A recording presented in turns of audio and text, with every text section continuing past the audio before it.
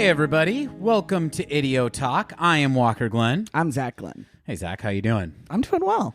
I am very, very excited about today's episode. Just a little bit of housekeeping up top. If you're new to our show, this is a podcast where my brother Zach and I discuss our shared music obsessions. Our first season was about Radiohead. This season, we've been discussing the music of Fiona Apple. But what we also do is take occasional detours into our shared film obsessions.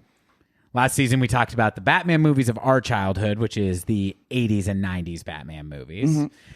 And this season, we're doing it a little bit different. We're just talking about kind of any old movies that we want. But basically, the criteria is that we have a shared either obsession or that it's a movie from our past that made a real impact. And that we're going to try to pick movies that are maybe not some of the most discussed movies out there. Like, we both adore the movie The Shining. Probably not going to do an episode about The Shining. A lot has been said, right? So we're calling those episodes Video Talk. So I said welcome to Video Talk. Let me welcome you again, listeners. Welcome to Video Talk. Yeah. Well, and keeping with The Shining, The Shining's cousin, Clockwork Orange, what does he refer to watching a movie as? Oh, yeah, Vidding. Yeah, but we're not going to be stealing that spelling. We've already created marketplace confusion by having a podcast within the podcast. So. Yes, right. Yeah, this podcast has multiple names. But you know what? There are some rappers who had extremely long and fruitful careers, but did the very non-commercial move of constantly changing their name. I've been listening to a lot of MF Doom lately. Okay. Oh, yeah. Now, he's maybe not... I like them. I like that band. Now, MF Doom, I think very legendary artist, very critically lauded, very rabid fan base. Not the most commercial rapper in the world, but he has, I think, 2 albums that are just under the name MF Doom, but then really he actually has like 6 or 7 solo albums. He just would change the name of the project all the time. Anytime he's like collaborating with a different DJ or producer, it's like, oh, now this is called this whole new thing. So we're like the MF Doom of podcasting is what I'm saying. Well, there's also a favorite artist of mine. I mean, he's a hip hop artist, I guess, in terms of classification, but Del the Funky Homo Sapien. Oh, no, Oakland's finest. Del. Yeah. He, so that's kind of his overall moniker, I feel like, when he's like rapping with hieroglyphics. But his 2000 album, Deltron 3030. So still, you could kind of suss out. Have you re-listened to that album anytime recently? I think that's one of the greatest albums ever. I love Deltron 3030. I have it on vinyl, my friend. Oh, you do? Yeah. Oh my God. You want to borrow it? I would love that. Yeah. Well. So it happens. I'm not really going to let you borrow it. I just wanted the listeners to think I'm generous. Well, and then there's also famously Radiohead goes under the moniker The Smile when they cut out sort of a dead weight and get a different drummer. What if when they get back together, and yes, I said when, listeners, not if. What if when Radiohead gets back together and is like, you know what? We've heard of these VIDEOTALK boys, and the older bloke, Walker, he's a bit craving the hits, isn't he? Wants to hear a little bit of Paranoid Android, isn't it? Right? What if they go, but we're being called on a Friday now, mates. What if they went back to their pre-Radiohead name of On a Friday? I think that would be a really poor decision, just because I think The Smile and then other various projects that, different members of have dabbled in, Atoms for Peace kind of coming to mind.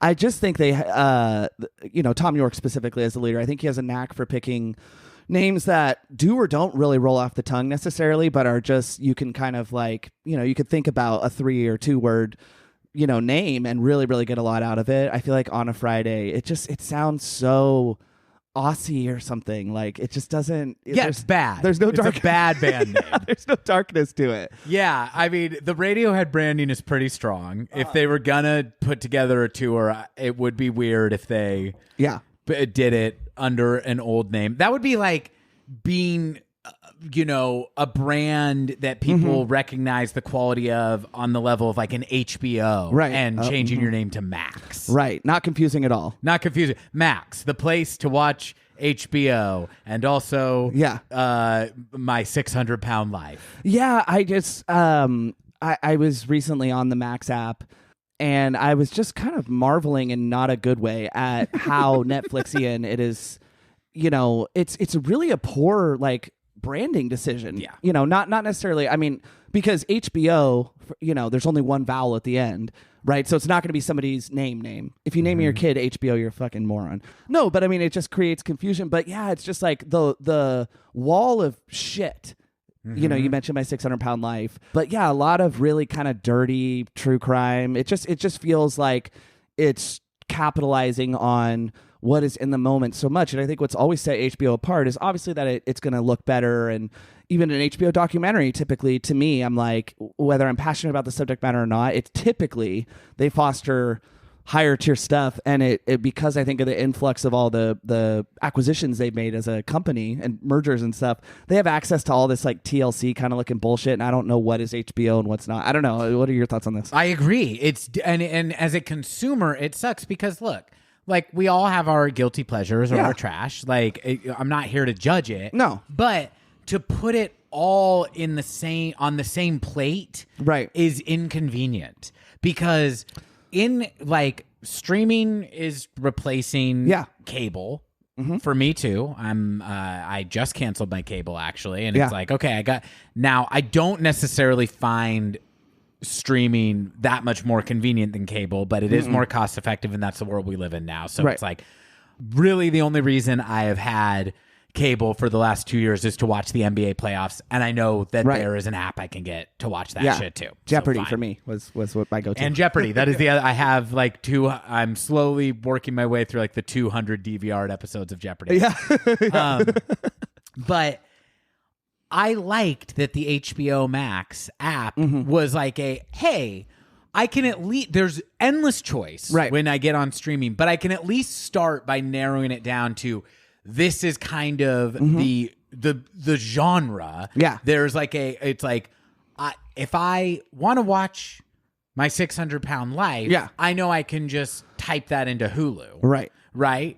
But if I want to like be like, oh, I want to watch something that has like a cinematic quality to it, at least it still is going to give me millions of options, but at least I could start there. Yeah. And now it's like, would you like to watch Dog Day Afternoon or Dr. Pimple Popper? Right. And it's just like, yeah. What kind of mood am I in? They don't even have their like crown jewels kind of at the very top anymore. It's such a poorly designed app where it's like, they don't have like The Sopranos and The Wire, which by the way are like incredibly popular with the youths of today. It's not like it's like, you know, gosh, is Arnold Schwarzenegger still, you know, no, it's not like that. People love The Sopranos and are finding their way to it.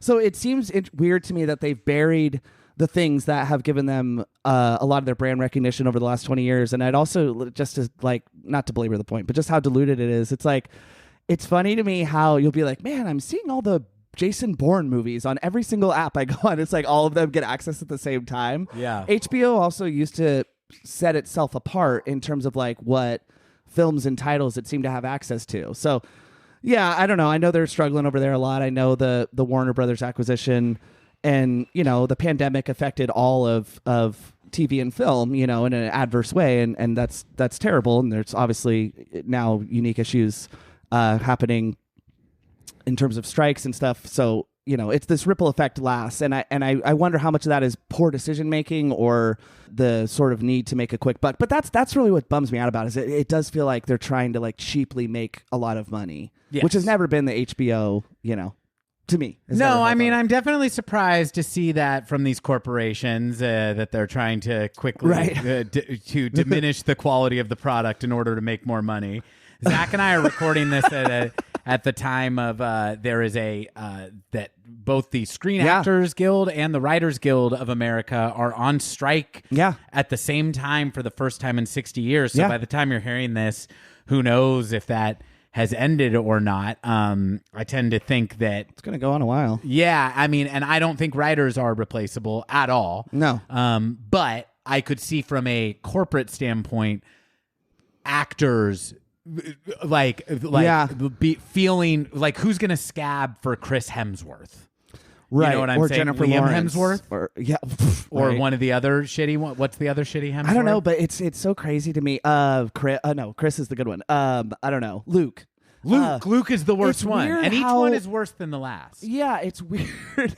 Well, Chris is the middle.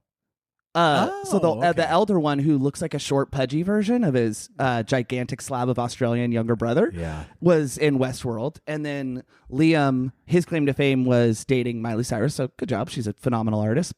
And I think he was in a Hunger Games film or something like that. Okay. But yeah, he sucks. But yeah, it's just weird because I happen to really like Chris Hemsworth. Yeah, me too. But it's like. Yeah, don't follow in your brother's footsteps. Just leech off of him. Yeah. Maybe be like the best looking auto mechanic in Perth, Australia, or wherever the fuck. Right. But you know what I'm saying? Like, no, it's are just you like, saying that actors are more replaceable, so we'll start seeing more, or they're not? Or no, I'm saying from the point of view of the studios, I imagine that these actors are harder to replace. Now, as somebody who values well-written movies and shows, and just learning about some of the facets of the strike anyway, that this whole idea of AI generated writing, not only will that not be good, but they will still need to hire writers to come and punch that stuff up. So it's not about them actually replacing writers. It's about them giving writers more work for less pay. Right. But in any case, what is the AI? I understand that there are AI proponents who are like, one day this will be able to, we'll just be able to scan, we'll just keep using the Chris Hemsworth. We'll just take the video of Chris Hemsworth we already have, and we can put him in Casablanca, and we could, That sounds awesome. Yeah. The fact that there are people that think that sounds cool makes me feel very out of touch with my fellow humans. But in any case, even if that is true, and even if that would be a good thing, we're not there. Right. So the fact that all these actors are also on strike now, I feel like is going to end the strike a lot quicker, because the studios have said that their plan is literally to wait until writers can't pay their rent and their mortgages and come back to the table and take a bad deal. I don't think that was going to happen, but I feel like this strike probably has like a shitload of power now. It does, but I think that they're underestimating a few things. So this is good. We can keep or cut this. The strikers or the studios? The studios. Yeah. So I think they're underestimating a few things. I know that you are much more of a working class person if you're a writer, which is unfortunate because not to devalue actors at all, but. And I'm not saying they're a dime a dozen. Acting is one of those professions. Do you remember the moment in Extras where the actor goes, "Man, it's really hard to function in my scene essentially and deliver my dialogue," and Ricky Gervais goes, "Yes, it is hard. It's called acting." Yes. So anyway, where he's like, "You have to stand on your mark. Hit your mark. You have to, and he stop looking at the camera and remember your character's name." That's a lot to remember, isn't it? Yes, it is a lot to remember. So so for those of you who didn't know what acting before was, now you know. But no, it's a really, really dynamic challenge. I'm not saying that writing is harder per se, but I do think there are less talented people, setting aside the fact that it's still, a very insular kind of zone, and there's probably a lot of great writers out there who don't get the shot to break in. But those that have, of all different backgrounds, ethnicities, and so forth, I feel like those are more difficult people to replace, and it's a smaller pool of people, is my understanding. Okay. I feel like what the studios are underestimating is the plethora of opportunities that are not equivalent in terms of pay as a gig, such as they're not getting right now, but like podcasts or just there. I feel as though there are more outlets for writers to sustain maintaining being alive. Now, in the Los Angeles area, which is not the only area, but I know it is particularly challenging to eke out a living, but I just feel like there's not more leverage or anything on there is going to be more leverage from the writers, and I do think they're being underpaid.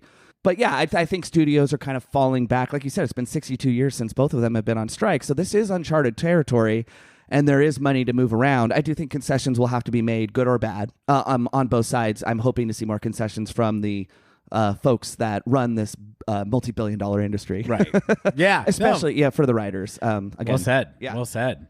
Yeah, no, I mean it's incredibly interesting, and I think that to me it's exciting that this profession that seems like glamorous, like writing for movies and TV shows, and it's like it's a dream profession of mine, and a lot of people that I know.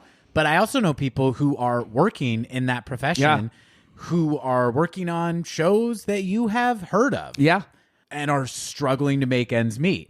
And I, as somebody who considers themselves a part of the working class and kind of whose ground floor of like politics, like kind of starts there. It's exciting to see something that is seen as a glamorous and mysterious occupation aligning itself with the working class. And I think that when big public strikes with a lot of press around them because of the visibility of this industry happen, it makes people start to go, oh, the things that they are, these demands and complaints are reminding me a lot of my job that is not in movies, and so it's a weird time to be alive in this country, but I feel like the awareness of labor issues that we're experiencing right now is definitely something new to me. No, and someone that I'm just a huge fan of, and I really would encourage listeners to seek out his work, whether it's in podcasts or in his writing or just as a really, really unique voice in the writer and Hollywood sphere is Mark Bernardin. He co-hosts a podcast that I'm such a huge fan of, Fat Man Beyond with Kevin Smith.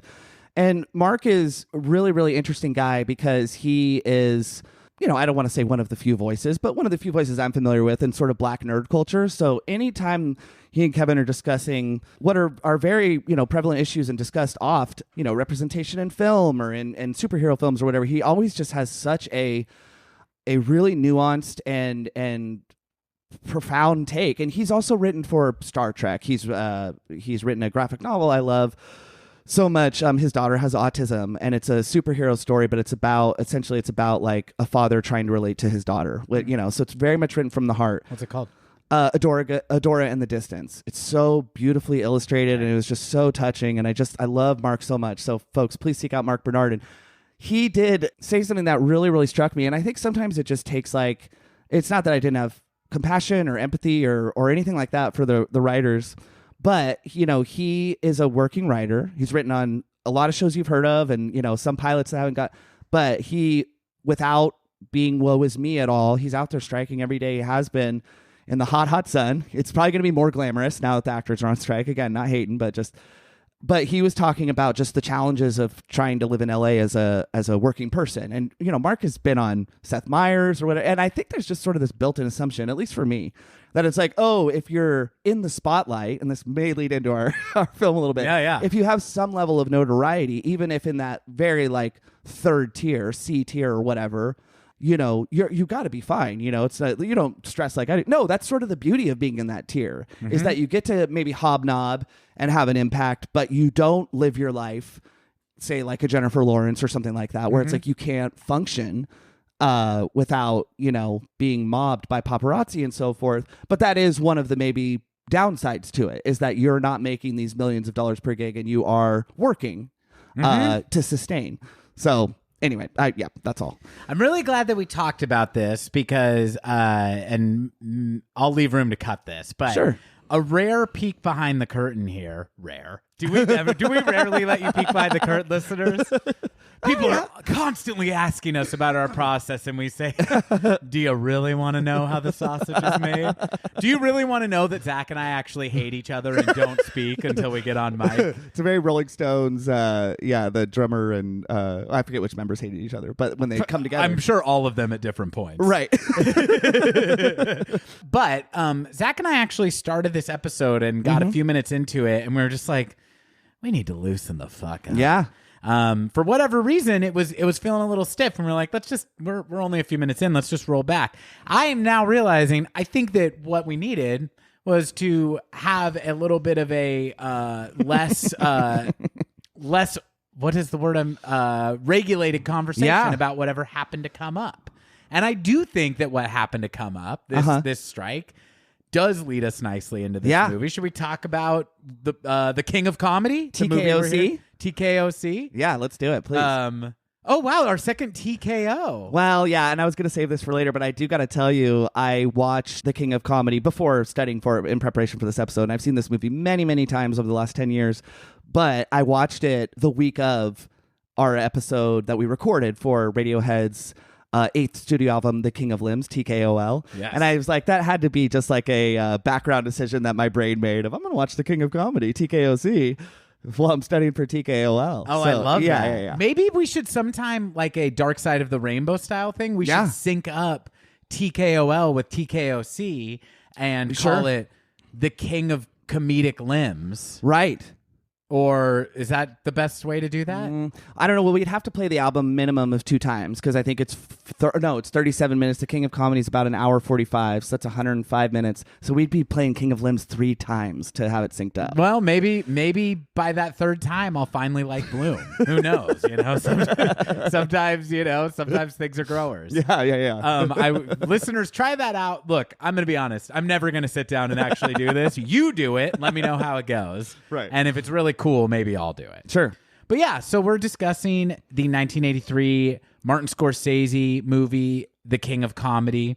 This is another Marty and Bobby joint. Now, those of you who are not Marty and Bobby fans as much as Zach and I are might not know that that's what Martin Scorsese calls Robert De Niro. This is one of their many collaborations. But we mentioned before that we want to pick movies that are not as oft discussed. Yeah. Now, I think this movie has gotten a lot more of its due in recent years. It has been kind of contemporarily referenced pretty explicitly in at least one thing that I can think of. It may not come up, but I don't want to say what it is now. But this is kind of an overlooked Scorsese movie. Yes. And I will say it was for me for a long time. And despite it, I came to this one way after being a huge fan of Martin Scorsese, and I'll get into. I had a wrong idea of what this movie was and about that kept me from watching it, but it's an underrated classic, I would say, still. Oh, absolutely. And despite its huge reach in terms of impact and influence, I would say sometimes, cited directly by filmmakers of more contemporary films and sometimes where it's like, oh, I see The King of Comedy in film X or whatever, that film. It still feels like a little bit of a secret. And it's, and that's the thing with liking stuff that is like pretty cult classic is like, it's really an interesting sort of check-in to have with yourself of like, do I love this because it feels like it's mine? Or would I enjoy if this were a more talked about album or whatever, whatever the case may be. And I don't know, I think it's a little bit of both. I have gotten a lot less precious over, I've never been like angry that Star Wars is more popular or whatever the thing is, right? Which it cracks me up that people are precious about it. It's like, oh, you mean a multi-billion-dollar franchise? Yeah. But, I digress. But like with this one, it's kind of like Bottle Rocket feels a little similar. Bottle Rocket might be a little bit more well-known, but even with Wes Anderson being as mainstream as a filmmaker as he is now, people seem to kind of start with Tenenbaums, is sort of my very anecdotal. So yeah, I think this one just feels like I have this like wonderful secret that I'm willing to share, and I hope folks are willing to participate in, because I will say right off the top, without just going into my overall thoughts, that this is my favorite Robert De Niro performance. I think you mentioned either before or since we've been on mic, it's your favorite Scorsese film. Is that correct? Yes, Zach. It might be my favorite film. Period. Sure. I mean, that's hard to quantify, but it's definitely in the top 3, and depending on the day, I might say it's number 1. Yeah, and you mentioned The Shining earlier. I would say what this has in common with The Shining, and I don't think I'm overthinking it, because it is easy to become a prisoner of a film that is extraordinarily well written, and I think find thematic elements that aren't intended, but you could sort of kind of create a narrative around. I've definitely done that. I would say that this it doesn't bear the same level of visual scrutiny necessarily as something like The Shining, but it definitely lends itself to multiple watches if that's the kind of thing you're into, because I think there are a lot of different reads on the film. But I don't want to get ahead, Walker. Could you kind of, if it's something we want to do, walk folks through like what the sort of just general plot is? Yes, let's go through the plot. But I do just want to acknowledge a couple things I feel like you're touching on. Please. First is just your comment about Star Wars reminded me of a joke that I love. You know the comedian Todd Barry? Yeah, I love Todd. And his like his incredibly like sardonic dry delivery. Have you heard his joke about Disneyland? No. Or Disney? Maybe. I don't know. What is it? It's actually Disney World. He's like, I was talking to a friend about Disney World, and they said, oh, I don't go there anymore. It's so touristy.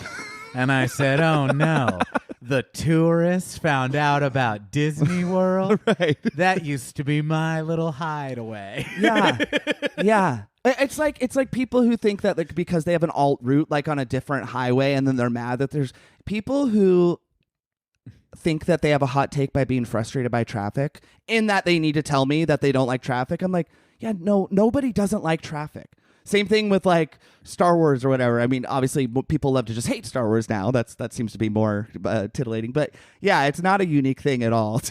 Yeah.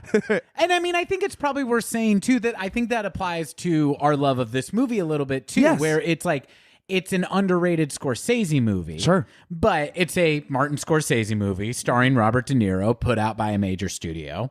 You know, so 20th Century Fox. Yeah, exactly. This is not like the deepest cut in the world, but that kind of makes it a little more special. It's a great album track. Yes. That not everyone has gotten around to. To me, I kind of liken it to Jackie Brown's place in Tarantino's filmography. Yeah, I like that. It's a little bit atypical. Now, Martin Scorsese is much more versatile than I think people, casual fans maybe think of it. I agree. But it's not Goodfellas, right? No. So it's not a mob movie.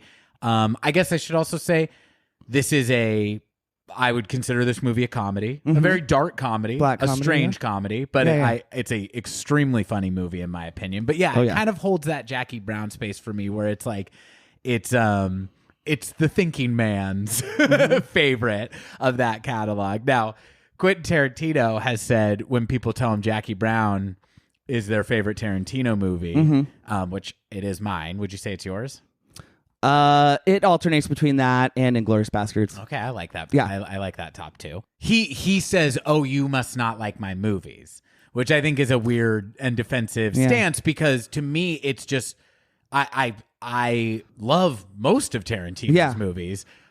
That one's my favorite just because it's the thing I love about him done the most, which is how fun his character and dialogue work is. De Niro also like fifth build in that film. He doesn't have a lot of speaking lines, but I remember a friend of the show and friend in life, Keith Bratton, who was the person I saw this movie with for the first time, Walker. Okay. I was not as much of a De Niro fan at the point that we were talking about Jackie Brown, and Keith, I would just say more so than myself, has maybe grown up around people that have done time, right? Like, but more his parents, like contemporaries. And he said something that I thought was so well put. He said, he's like, and he said it gently. He wasn't like, no, you don't get it. He's like, yeah, the thing I love about Jackie Brown is, and De Niro's performance in particular, he's like, if you've ever been around people that have done time and they don't represent necessarily an existential threat to you, but they have a vibe and energy and a quietness about them. He's like, I think De Niro captures that so well, and it totally reframed my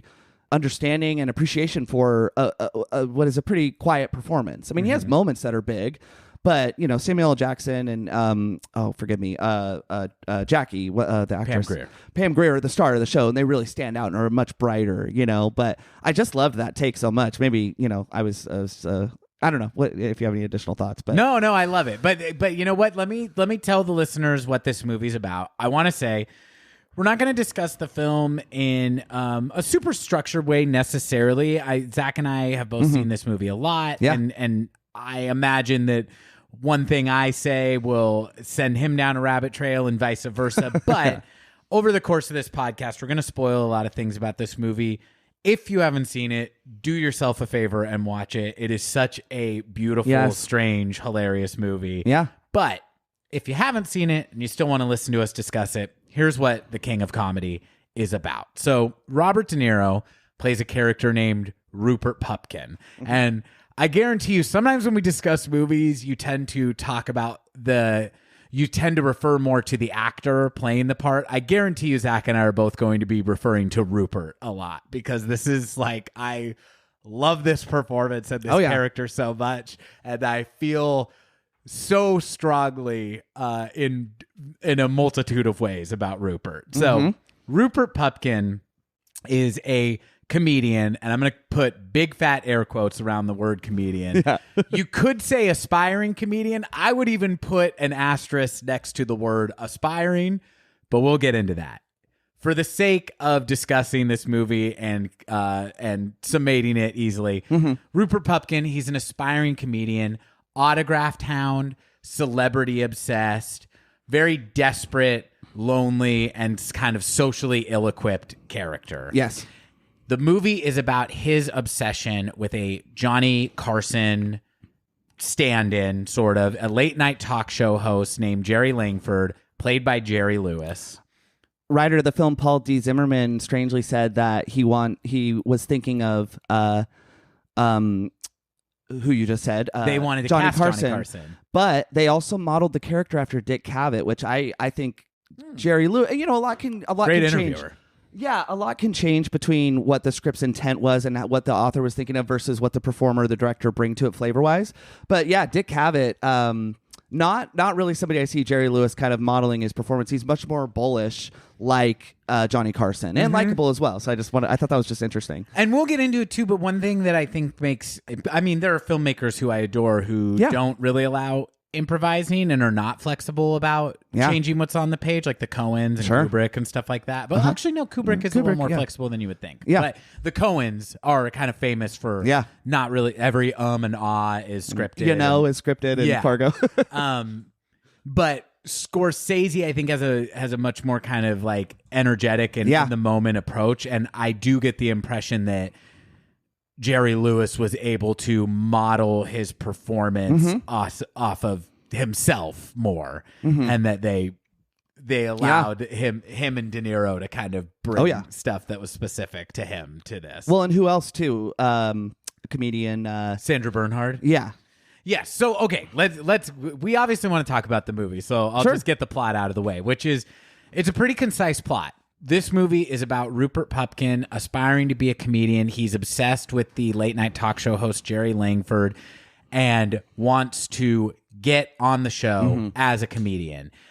He becomes increasingly desperate as he's not able to do this, as he's not able to break into show business. The whole movie actually takes place over a pretty short period of time, maybe a 2-3 week? days, or maybe a week, maybe a week, maybe a few days. Highlighting his impatience. Things unravel quickly, I guess. But in any case, his obsession with Jerry and getting on Jerry's show drives him to a point of desperation that he and his friend Masha, played by Sandra Bernhard, who is also obsessed with Jerry, is stalking him, thinks she is in a romantic relationship with him. They collaborate and decide to kidnap Jerry Langford in order to blackmail the studio to put Rupert on the show. That's what the King of Comedy is about. Yeah. How'd I do? Fantastic. The only thing I would add is I would say that Masha and Rupert team up together to kidnap Jerry, and the goal being that, like Walker just said, Rupert could be featured on the show, and while he's kidnapped, Masha gets the benefit of essentially treating him like a toy doll. We'll come to that much later. But yes. Yeah, it's a marriage of convenience between Rupert and Masha. It's definitely a lot of resentment, but it is a fantastic pairing. Pretty much anytime there's a pair on screen, it's electric, and there's a lot of different pairs. Some really good chemistry in this movie. The one other thing I would want to say is just a general kind of, not a plot point, but I think like a narrative device that's worth mentioning is this movie also alternates between Rupert's fantasies of stardom and being the king of comedy and his like very kind of grim, depressing reality. And it does it in a way that I have opinions and observations about what is real versus isn't. Sure. Some things are very clearly happening. Some things are very clearly in Rupert's head, but it is not always immediately apparent where that line is or which world Rupert is sort of occupying at different times. And so that's just something to be aware of as we discuss the movie. I want to get into just some of the background data, but I would just quickly add on to that where I think you mentioned like Scorsese might not get enough credit for how versatile he is. I think this movie is a really, really nice distillation of that in sort of the blurring the lines, because there are moments where it takes you a minute to catch the rhythm of the film. I would say it's hard to put myself back the first time I saw it to know that like, this is a dream sequence, right? There are definitely visual clues and things that make some more obvious than others. But I just think that Scorsese, he has a visual flair, but I don't think that people will oft put him in the same class as like a Kubrick or the Coens or Sofia Coppola or whomever in terms of just like there's some really, really, really beautiful shots in those dream sequences, and then some of them are subtler than others, is all I would say, and some of them are maybe up for more debate, which I think is just speaks to his really, really great capability as a visual artist. And I understand it's not everything should not go to the credit of the director. Some of his movies look better than others, but I would say all of them look very good actually. And I wanted to add that on, but I do have some background. I don't want to go through like beat for beat. I think there's some pretty interesting data though. So is it okay if I launch into that? Yeah, please. So The King of Comedy, so it was released, United States release was February 18th, 1983, and it was shot the year before. Kind of interesting and topical to what we were talking about before about the writer's strike. There was a looming writer's strike by the Writers Guild of America that precipitated The King of Comedy's production, and producer Arnaud Michelin knew he could produce the project away from Hollywood interference by filming entirely on location in New York, and delivered on time with the involvement of a smaller film company, right? I forget the name of the production company. Ultimately, 20th Century Fox handled the distribution, but it's a now defunct company. Or was this a Touchstone? No, it's I mean, you can pull. If you want to pull it up, I think it's. You keep talking. I'll take a look. Maybe I watched a different Touchstone movie this week. I'm just picturing that sliding blue ball. Yeah. Oh, very satisfying. Yeah. But yeah, interesting. It's Scorsese, and this includes Killers of the Flower Moon. Scorsese and Robert De Niro have done a total of 10 film collaborations, including the upcoming Killers of the Flower Moon. This is their fifth at the time of its production and release. What precipitated it was 1973's Mean Streets, Taxi Driver, very important. It was produced by Regency. Regency, thank you. Yeah. So Mean Streets was their first collaboration. Taxi Driver was their second. New York, their third. Raging Bull, their fourth. A Raging Bull, I know De Niro won the Academy Award for Best Actor. I don't know if it won Best Director or not, but definitely. He had not received a Best Picture or Best Director. Sure, until The Departed. Oscar until The Departed, yeah. Yeah, so we'll go through what came after this as it's relevant, but I did just want to highlight the ones that came before it. I've seen everyone you mentioned except for New York. Have you seen that one? Yeah, it's good. Is that his musical? Yes, okay. And with Liza Minnelli. Right? Yes, yeah, okay. It's not my favorite, but it's interesting. It's in that early era where it's really interesting to see a young De Niro. Obviously, Taxi Driver is maybe a film that you've seen more. Mean Streets is a tough watch for me, but it is really cool to see young De Niro. De Niro, he's like 30 in Mean Streets, is the best part of that movie, which is. I feel like it's a little bit like a demo reel of like what Scorsese would do later, but De Niro pops. Yeah, so listeners, like whether you've seen the movie before or not, to watch Raging Bull or harken back to it at least. There is a 3-year gap, but De Niro did do other films in between the Raging Bull and The King of Comedy, but obviously he had a lot of weight to lose. By the time he accepts the Best Actor Oscar, he already looks amazing. But pertaining to that film and this partnership, after Raging Bull was completed, Scorsese had thought about...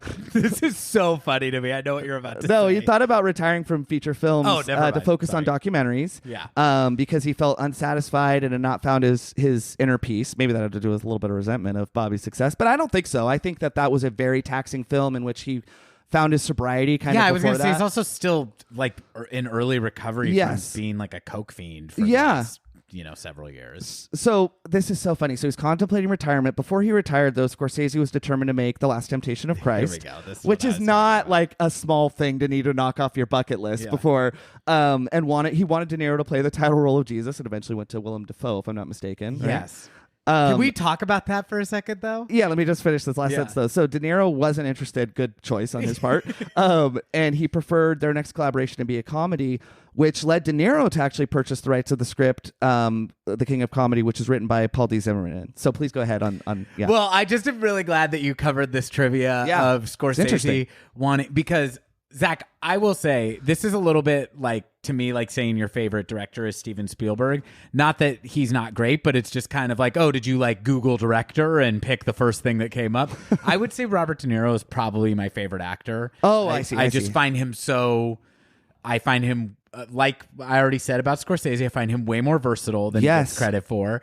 He can play a lot of different beats. He can be scary. It's a gifted he can be comedic actor, funny, though. and in this movie he could be extremely pitiable and funny. Scary and funny. And scary and funny. So yeah, this is really kind of the synthesis of like but in any case, I'm only setting that up to say I think that Robert De Niro is capable of doing a lot of different stuff. Yes. The idea of casting him as Jesus is so bizarre and funny to me. Yeah, Willem now Dafoe I don't know makes a that lot more Willem sense. Dafoe makes that much more sense. I'm going to be Jesus. Yeah. Why don't you believe me, Thomas?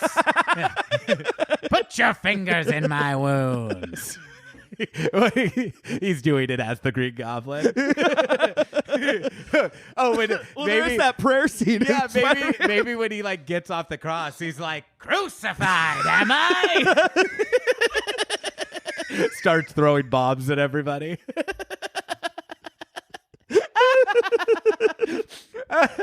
In any case, though, to me, De Niro as Jesus is incredibly bizarre casting. Yeah, and it does make me feel like it's like, does Martin Scorsese just have a little bit of like De Niro and then later like DiCaprio like myopia? Yeah, where it's because and I will say I quite enjoyed this movie, but in The Irishman he has at that time 76-year-old Robert De Niro playing a 22-year-old man at different points of that movie. So I am just I didn't realize that you were supposed to suspend your disbelief that much. Isn't that a little bit troubling to find out? Yeah, at the youngest he's supposed to be in that movie. Like I thought he was. I thought he was like, he's like 50s and getting into the game. Yeah, see, I think I thought he was supposed to be like in his 40s, which is still a huge stretch based on how he lumbers around like an old ass man in that movie because he is old. Yes. Now once the character catches up to his age, I thought it was actually a really kind of profound and moving movie. Agree. I really like The Irishman, but all that to say, I'm like, maybe sometimes Martin Scorsese just needs a nudge that it's like, there are people other than Robert De Niro. Who you could have play stuff. Jim Caviezel. That's right. That's right. Cool guy. Yeah, very cool.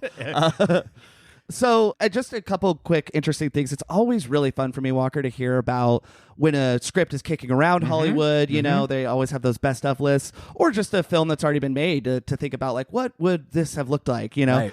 So Michael Cimino was initially slated to direct the project. Michael Cimino, by the way, folks, had worked with De Niro, so on The Deer Hunter, and then on the enormously troubled picture that I actually recently just watched, Heaven's Gate. How was it? It's in terms of scale and spectacle, it's pretty amazing. In terms of animal cruelty, it's really, really difficult to watch. I think, I mean, a lot of laws were broken. You see a horse explode on screen, and it is a real horse. Jesus. I do really quickly want to point out. So Cimino ended up having to back out in 1979, so a full 4 years before the production was released, because he was in the editing process of Heaven's Gate. I just want to recommend real quickly, there's a podcast I absolutely adore called What Went Wrong. It's hosted by Lizzie Bassett and Chris Winterbauer, and they have an episode on Heaven's Gate and a lot of other films, and they have an extensive discussion on the troubled production of Heaven's Gate. And it's just one of my favorite podcasts at present. I think it's incredibly well researched and a great place to learn about different aspects of film production and just how many factors outside of and within a director's control can make or break a film, right? So we talked about the writer's strike and that the producers wanted to shoot on location. I think that was a very wise choice. And then just kind of talking a little bit about where Scorsese was at. I love this period in lauded artists. It definitely happened with Radiohead. I think it definitely happened for Fiona Apple. But after such strong critical appreciation for the manner in which he had shot a Raging Bull, I forget the name of the cinematographer, very famous cinematographer on that film, but they worked such a gorgeous looking film. He felt that the King of Comedy needed a more of a like raw cinematic style, and it's sort of throwbacky Hollywood in that way. There's a lot of shots that linger for a long time, and he watched a lot of silent cinema to sort of kind of put him in the headspace how to shoot that. I love that. And he uses a lot of static camera shots and fewer dramatic close-ups, definitely fewer than Raging Bull. He's noted that Edwin S. Porter's 1903 film Life of an American Fireman, had greatly influenced the king of comedy's visual style. And this is the critical point, though, Walker. And I think you listeners, again, if you've seen the movie, watch it again. Scorsese shot scenes multiple times, spending a fortnight reshooting to perfect one scene, resulting in a large amount of footage which had to be edited down. And that's for the whole of the movie. There's one scene in particular that took them 5 days to shoot. We'll cover that when we come up to it. So, talking about De Niro, so we mentioned that De Niro has just such amazing chemistry. I don't know that I've ever seen De Niro, maybe in the modern era, but in the classic era, not have chemistry, whether it's romantic, whether it's friction-based or conflict-based. He just has such amazing chemistry with whoever he's sharing the screen with. But in this case, Jerry Lewis is who he's on screen with a lot. He was method. Jerry Lewis had never worked with a method actor. We'll kind of talk about that more later, but De Niro prepared for the role of Rupert Pupkin by developing a role reversal technique, which consisted of chasing down his autograph hunters, stalking them, and asking them many questions. And I don't have this in my notes, but I did read that De Niro had dinner with one of his most famous stalkers that he had neglected to get a restraining order against. And the technique of method acting, and I would say techniques that De Niro has used, particularly in Raging Bull, are line crossers, and it's not that they exist in a different era. They were wrong then and they're wrong now. Sure. In the case of this film, De Niro putting himself at risk, which is he's famous for doing as well, not just harming other folks. I know in The Deer Hunter, he and Christopher Walken had a huge verbal altercation because De Niro wanted to practice Russian roulette with live ammunition. And when they were running their lines, not when the camera was rolling, so that they could feel what it would like to have that energy. It's just so ridiculous, right? But and who knows if he was just trying to scare. Filed his fucking teeth down in Cape Fear and So what I really, really like though is that his method acting, which was not a widely used technique at this time. I'm not saying he invented it, but he comes from the Juilliard school. I love how much he's willing to put himself and his body at risk, right? And a Raging Bull, of course, too. And I just think that who knows what could have been, but the strength of this performance, you mentioned Rupert is socially inept or seems that way. I just struggle to understand if he would have been able to capture that so well, because the thing is I feel like Rupert is not a total stranger to us. I feel like we've all met somebody like that in a different delivery system, and we'll talk more about that later on. I want to kind of condense this, but Zach, I want to just say, just so we could talk about it, I not only feel like I've met Rupert Pupkin, but one thing I love about this movie, as somebody who, I guess I should say, because I don't assume that listeners know, I do stand-up comedy. And I've done it for about 10 years now. And I feel in a way that makes me cringe at different parts of this movie. I kind of feel as if I have played every part in this movie at different times. In lower stakes situations, I don't consider myself in showbiz. I consider myself somewhere between aspiring and working as far as my place in stand-up comedy. But we'll talk more about it, but the delusion that he needs in order to get anywhere is relatable to me, and the discomfort of dealing with somebody delusional. Yes. Both are things I have experienced. Absolutely. And I want to, when we come to this particular scene, because it is a scene I want to kind of spend some time on, we'll talk more about some of the blurring of the lines that De Niro and Scorsese employed in terms of method acting to get Jerry Lewis sort of truly riled up. And I think Jerry Lewis's performance is so phenomenal in this film. Good. On the writing of this film, it comes from writer Paul D. Zimmerman's experience of kind of learning about people that were obsessed with Johnny Carson. Jerry's character, it seems to be modeled after people that were obsessed with Robert De Niro. So it really comes from like an earnest place of experience, which I really, really like and I really think comes through. You talked about Scorsese wanted to cast Johnny Carson. Just real quick on Scorsese's health, that I think is really interesting.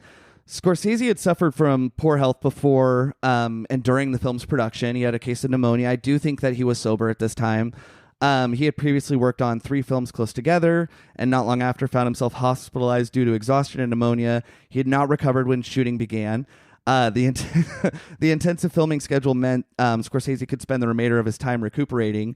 And what I find to be really interesting is that not only did he take his time recuperating, he did make other films, not that long after. The guy is a machine, it seems to me, in terms of his work ethic. De Niro and Scorsese did not collaborate again until 1990's Goodfellas. So maybe it was shot in 89. But they both said in a totally non-hostile way that this project was the most draining they had worked on up to that point, more so than Raging Bull, which I find to be nuts. Stunning.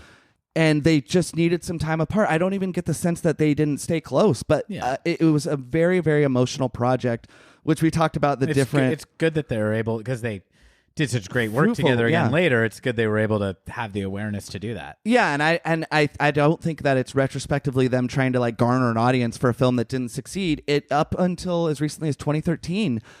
They have both validated that this remains their most emotionally draining, challenging project. And I think that has to do with a few things. Of A, the method acting that they kind of decided strategically to use. That was dicey. And B, the amount of prep De Niro did for the role in terms of kind of not psychologically torturing himself, but I venture to guess it would be very uncomfortable spending time with people that had previously stalked you. Yeah. And I think for Scorsese, I'm sure it was that, but also the fact that he is not somebody that would shoot Stanley Kubrick style. He's not Clint Eastwood where everything is one take, whether the performance was good or not. But, I mentioned before, one of the really, really uncomfortable scenes they shot for 5 days. And just a lot of footage to kind of condense down into what I think is a really, really tight film. So I think that was probably also what really tuckered Scorsese out. Interesting. And then the last little thing I want to know a lot of that.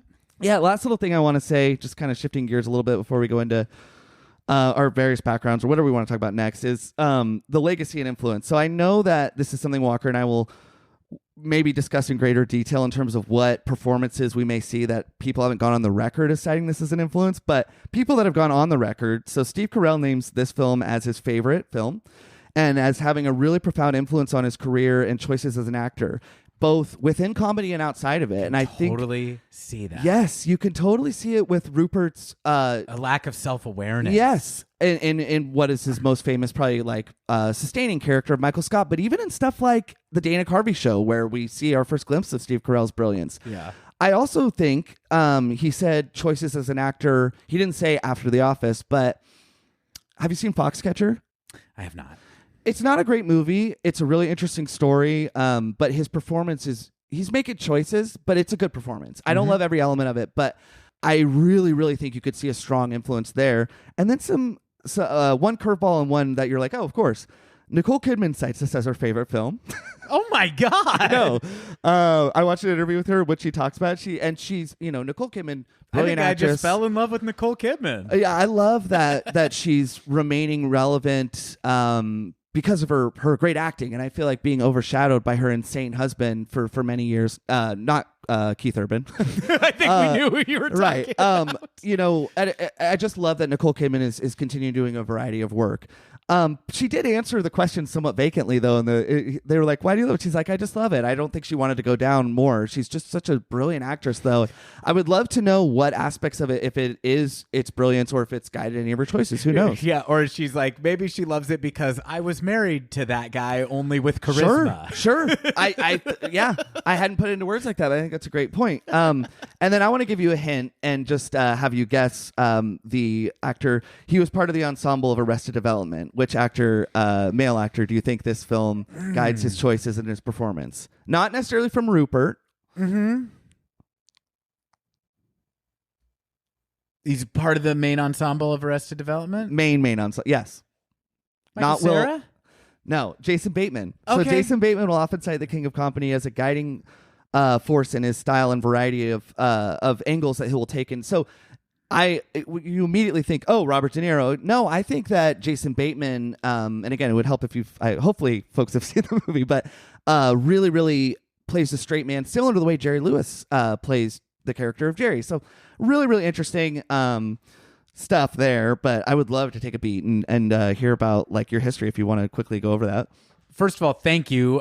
Sure. I read one or two things that you talked about, but I think I kind of falsely thought this had kind of a placid production story. So it's interesting to hear so much kind of physically and emotionally was going on for Marty and Bobby.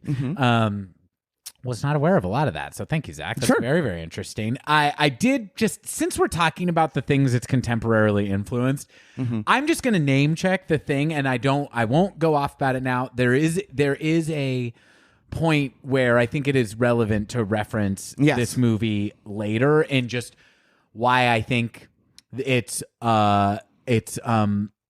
modern imitation fails, and why the king of one way that the king of comedy succeeds.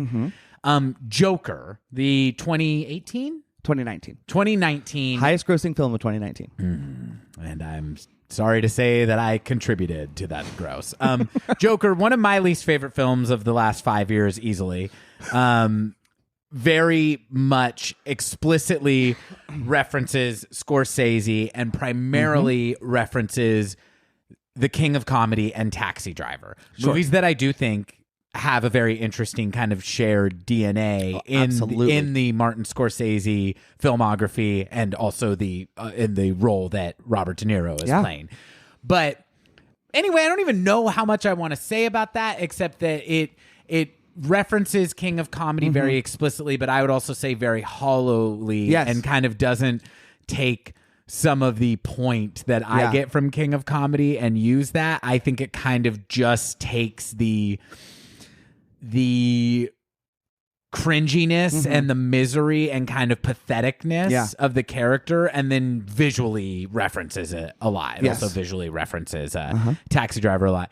We can move on now, but there are choices that the King of Comedy makes that I think are very interesting, and I think you see how interesting they are by the disparate choices Joker makes that, in my opinion, don't work and kind of make it a pretty empty movie for me. No, I'd agree, and I think that I would love to tie back to that, if relevant, when I kind of give my my thesis on King of Comedy and Scorsese. And I don't mean to build it up, but I do think that Joker, what it's seeking to do, which, we're not going to spend too much time on that, I think is interesting, but I think that it sort of cancels itself out in a way. And I'm not saying that people that are afflicted with poverty and mental health issues and all of that, aren't sympathetic, and we shouldn't be more. We have to be interested in the psychopathy of people that commit violent acts, because it affects us. Maybe not you or I, but it is something to study, right? Just because something is ugly and awful, I think the way it does that is significantly less sophisticated than maybe the way the King of Comedy does that. But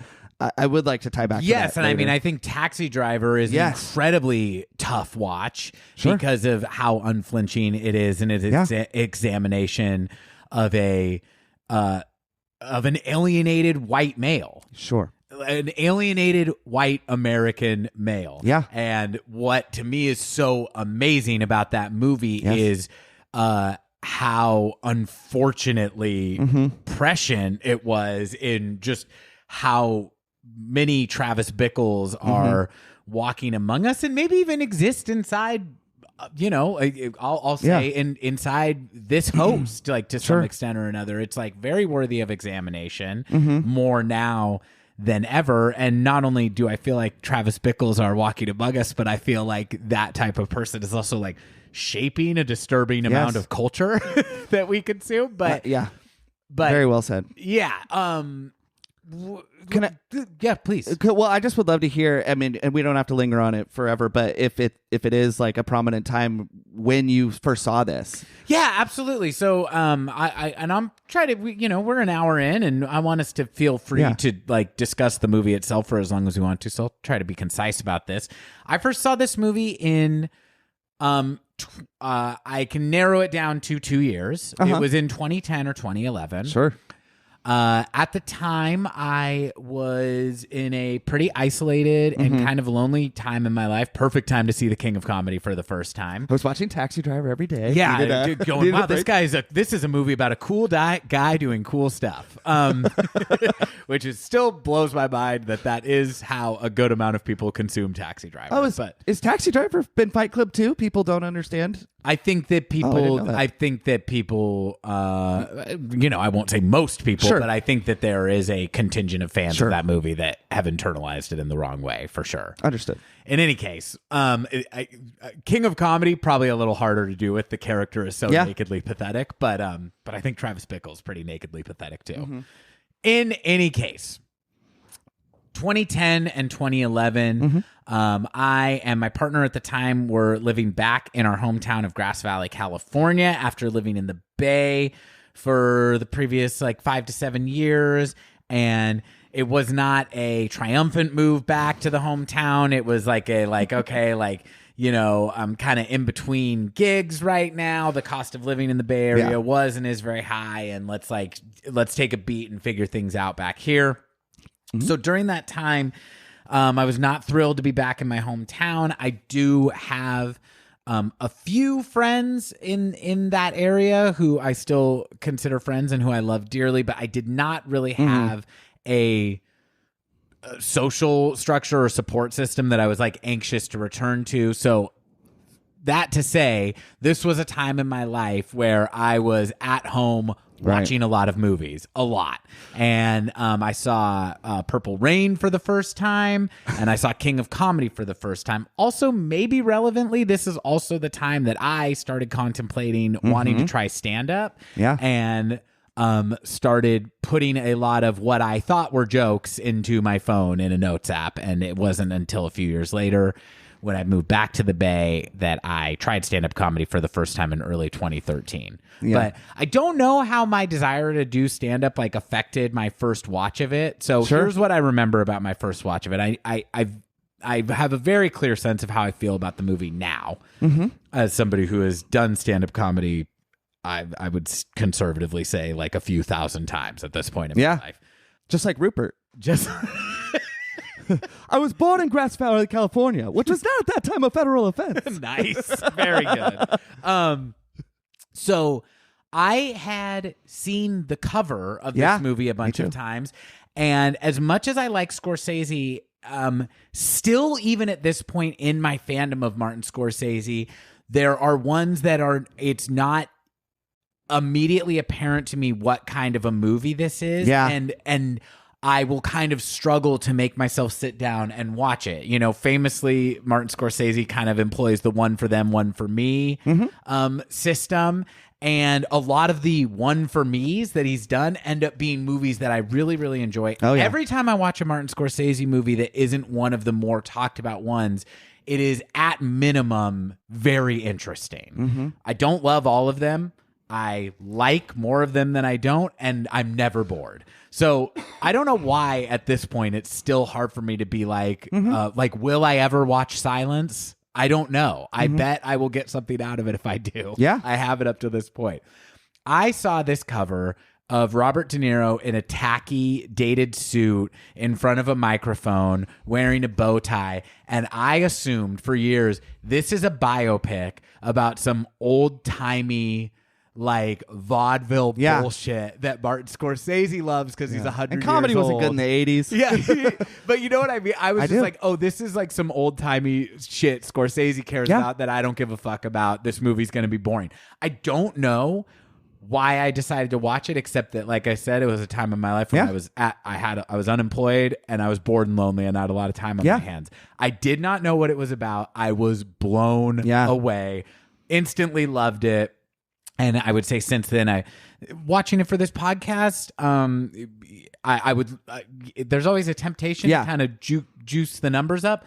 There's probably the 7th time I've watched it, I would say. But so I've watched it every few years since I first saw it, and I would say probably 4 of the 7 times I've seen it have been in the last 3 years. Yeah, I just keep falling more and more in love with this movie. So that's my history with it. What about you?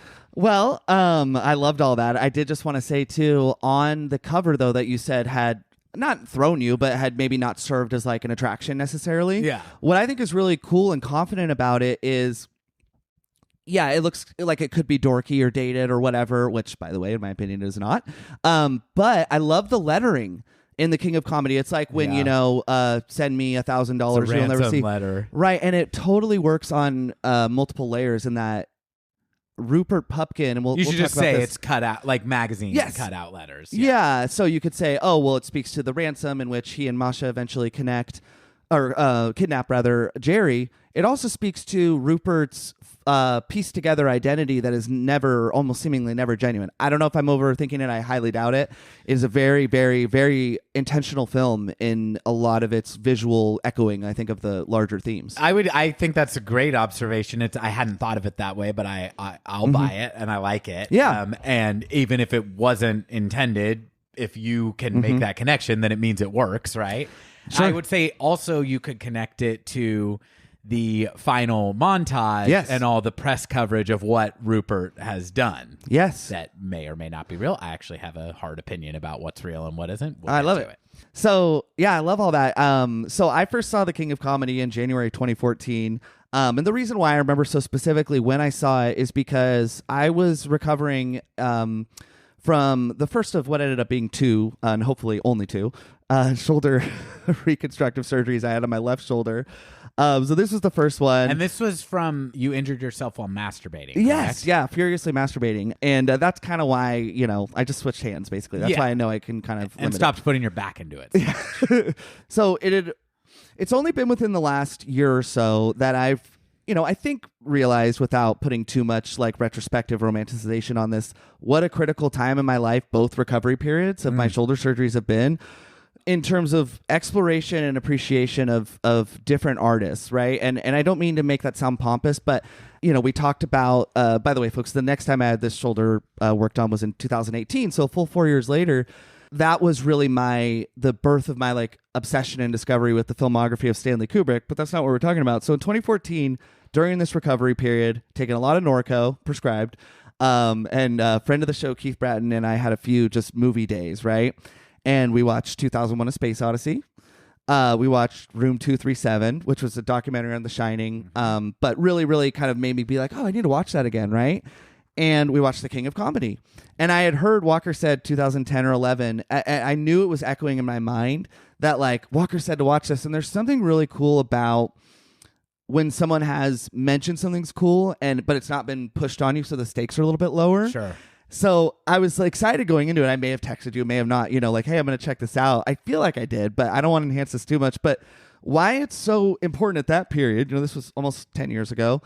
The King of Comedy represents the moment I realized what Robert De Niro was capable of as an actor. Now, I realize how dumb that could sound, but I was, I'd seen his collaborations with Scorsese and recognized that he had range, right? But I sort of ascribed him to, he is so-and-so in Goodfellas. He's this person. I loved Casino. I'd seen Cape Fear. I just didn't realize what he was capable of. And like Ricky Gervais in Extras, a show I love, throughout the whole season, he's saying, an actor he wants to aspire like in terms of his range and project exploration is Robert De Niro. I saw that show when it was being released, and I was like, I don't mean to sound dumb. Internally, I was thinking, but Robert De Niro is just a macho guy, like in Heat or whatever, who can act really well, but people have done impressions of. Well, this is just part of growing up and getting out of your prison. But Rupert Pupkin, this character that he plays, is not particularly likable. He's not physically strong. Yet we do see him as and De Niro's a good-looking guy too. Yes. And there's something where he's, he has a goofy mustache in this movie, but it's like he carries himself in a way where it's like he's not even like handsome in this movie. No, but what is so brilliant, and I think just show, I want to, I forget the name of the individual who edited this film, but the editing in this film is so fantastic, and so everything is working together so well. But edited by Thelma Schoonmaker. Yes, I knew it was a woman, and it's just so impressive because even within certain scenes, which were now we're done with my background, so we can go into in just a second. In those fantasy scenes, De Niro alternates between not tough guy De Niro, but confident De Niro, and they are fantasies, and I think he becomes good looking in those scenes. Sure. Now that's totally subjective, but I just think it speaks to how well edited the film is and how capable he is of slipping in and out of different projections, and that is really, really psychologically trying and difficult to do as a person, let alone an actor. But I just think that this movie represents just a growth. I mentioned 2001 and other films that are just really, really pinnacle films for me, and I would put this up there. Like you, I would say I've seen it under 10 but close to, and twice this week alone, and it's such a deep, well executed film that, like you said, it's ahead of its time in a lot of ways. But we'll go get into that later, but I mean, I'm so grateful that this was a movie that you were excited about. I don't know that I would have found my way to it otherwise. And I think like say something like Bad News Bears or these movies. This is a movie about breaking into a specific part of showbiz comedy that I think as an aspiring stand-up comedian or working comedian, which I am not, there are little winks to people that are in that world or in the, that make you feel good. I think though that comedy is just the vehicle. Mm-hmm. Same with Bad News Bears. The writer of that film said, baseball is just the vehicle. Mm-hmm. You can change the sport. And I wrote it around baseball, but it's really just the idea of these people learning to lose. And I think this one, comedy is just the vehicle, and it's a very, very shiny vehicle and fun vehicle, but it really is just sort of the delivery system. Yeah. Yeah, I mean, that's an interesting, and I think we're kind of getting into the movie now. Yeah. The one thing I wanted to say is I didn't realize, and I like that we both discovered this movie for ourselves at a time when it sounds like we were not doing so hot. Zach said he was on prescribed Norco. Yes. Now, I did not have a Norco prescription, but there is a 99% chance I was also on drugs of some kind when I first watched this movie. I don't remember which ones or if I was, but like I said, it's just in 2010 to 11, it's just very likely. I was not in my Scorsese in recovery mode yet. I still had my cocaine Scorsese beard, and which he has in this film. Yes, he does. Yes, Scorsese does pop in. I love that he puts himself in movies when there is a director character. Yes. Not only is that, but like M. Night Shyamalan, Yeah. You really, and I would say almost as impressive as a catalog as M. Night Shyamalan. Almost, yeah, close to. But I did just want to comment on that. I like that this is a movie about a very a character with not a lot going for them. And it sounds like both of us were in different ways kind of at points like that in our lives. Maybe that made us more open to like this movie really getting in our bones. What you were saying about comedy just being the vehicle, it really speaks to how I see this movie, because I definitely think I have a stronger attachment to it because I do relate to like what Rupert is going through. I also am incredibly frustrated with Rupert, and also I'm very like contemptuous of the way he goes about this and kind of his mindset about it. But I also like, he also has some things going for him in terms of ambition that I feel like you have to have in order to propel yourself into the world of comedy, but whatever, right? Like persistence and like a belief in yourself that like, that to keep yourself going is going to need to border on delusion at some time. So like I have like a mixture of like contempt and admiration for this character. And because the thing he wants to be is a comedian, it does speak to me in a special way. But like you said, you're not a comedian, and it speaks to you in a very special way too. I like wonder about Rupert if it's like, I don't know that I'd ever thought this until this time, but I'm like, why is it even comedian that is the thing he wants to be? Because what Rupert really is fame obsessed and status obsessed. And what he really wants is like a way out of his shitty life. Right. It almost makes it feel like it's a little bit of happenstance that he's landed on comedy as the thing that he sees himself as, and not an actor. Yes. For example. I have so many. I kind of wonder if it's as we learn more about Rupert through the things he like both inadvertently reveals in his fantasies. He like inadvertently reveals like kind of heartbreaking details about his life, but also then ultimately through his jokes. That brilliantly we don't see a single one of until the very end of the movie. I wonder if comedy, it's like there is a shred of self-awareness that knows that he is at least seen as kind of a sad clown, potentially. Yeah, that is maybe what made him land on comedy, because it's like, it's a cliche for a reason that a lot of people do comedy. I think the quote is attributed to Harry Shearer, maybe. Like, comedians do comedy to control while people are laughing at them. Ooh, I love that. Yeah, and that's like, I wonder if that is why Rupert has fallen into comedy. And I want to kick it back over to you to discuss that. The only other thing I would say is, to me, like, the idea of comedy being a vehicle the same way, I've actually not seen Bad News Bears, but sports being a vehicle to discuss things that are more broad and relatable to people who don't play sports, right? The same way this is relatable to people who don't do comedy. to me, this movie is about entitlement and perfectionism. And the entitlement piece more than the perfectionism piece is where I feel like it is kind of just a different tonal take on the same things that are being explored in Taxi Driver. Yeah. Not in a way that's repetitive. It's kind of cool because it's a different angle. It's a different angle on similar themes. But that is what is kind of the most despicable about the Rupert Pupkin character. I don't hate Rupert, but what I dislike about him is how entitled and how unearned his entitlement is. Yeah. And what I noticed more this watch is it's not just entitlement. It's like he's not willing to take it. He gets a lot of actual inroads in this movie from his persistence and like a certain amount of hard work that he will not take because they do not live up to the fantasy in his head. And that is a flaw that I relate to. Yeah. So that's kind of what the movie is about for me. And I just said a lot of shit. I mean, I just was loving everything you're saying because a lot of what you're saying in the few, I think 4 or 5 scenes that I have highlighted that I just want to, discuss. A lot of what you just said, though, are themes that I find embedded within that just keep being underscored, right? His unwillingness to court the system is kind of the phrase that I came up with. Now, it should be noted that, like, this is one of the many ways I think this film is, quote unquote, ahead of its time. Now, if something's ahead of its time, it just means that thematically the themes have existed and somebody was calling attention to them maybe earlier than we would think, right?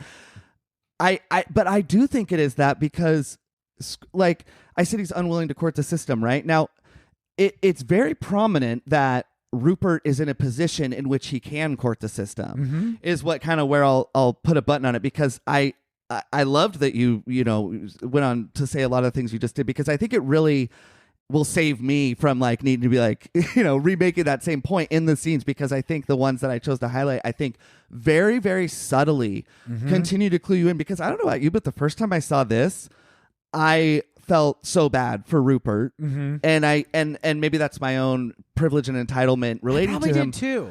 But I don't think it's that. I think that it takes I've turned on him over the years. Yes, I think it takes a very observant. I mean, I'm not saying I'm this observant. I had to really put myself in observation and detail mode to really, I think, find what Scorsese and the writer are putting in there for you. And there's a lot of them are through visual clues. A lot of them are through very quick snippets of dialogue. So, the audience, we're introduced to Rupert Pupkin in a very, very interesting and subtle way. So we meet Rupert in a crowded area on the sidewalk as TV host / comedian. Jerry Langford is leaving a live taping of his show. The actual opening of the film is very brief, but we see Jerry as the Johnny Carson type character giving his monologue. But then immediately, we go to what looks like real life, right? In the scenes where Jerry is on TV, they actually shot it, put it on tape, and then reshot it, which I think is really cool.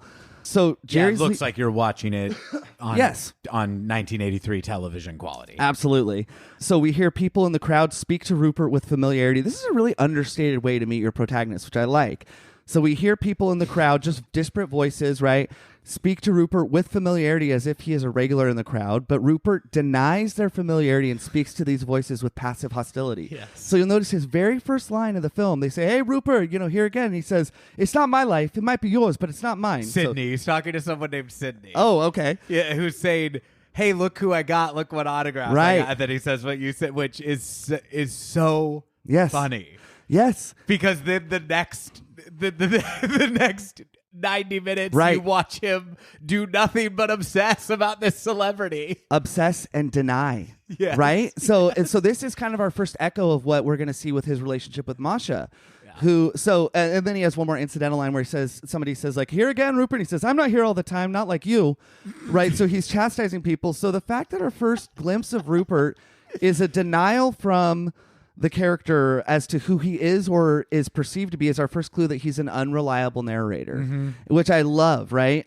So Jerry, and isn't it also just so satisfying as an audience member because it tells you so much without exposition. Yes. It's so fun to watch a character that well to get to see them lie. Yeah. Because I feel like they do this on on lots of stuff, but on The Sopranos, they do it so well when you'll see Tony learn something in therapy from Dr. Melfi and then repeat it in a completely bad faith way to another person, or to use it to manipulate a person, or use what he's learned in therapy to outright lie about himself. Or lie to Carmela in a very convincing way, who should know by that point that he's a liar. Right. And this is something Scorsese has done a lot in his films. Obviously in The Departed we see it a lot, right? Because we know that these characters are living these dual lives. So it's something he hones in on a lot. And the reason why I cite that early on is that this film, and I really want to tie back to this later, so I won't belabor it. There's a total stylistic departure from what is before and after it, but its interconnectedness to what I think are just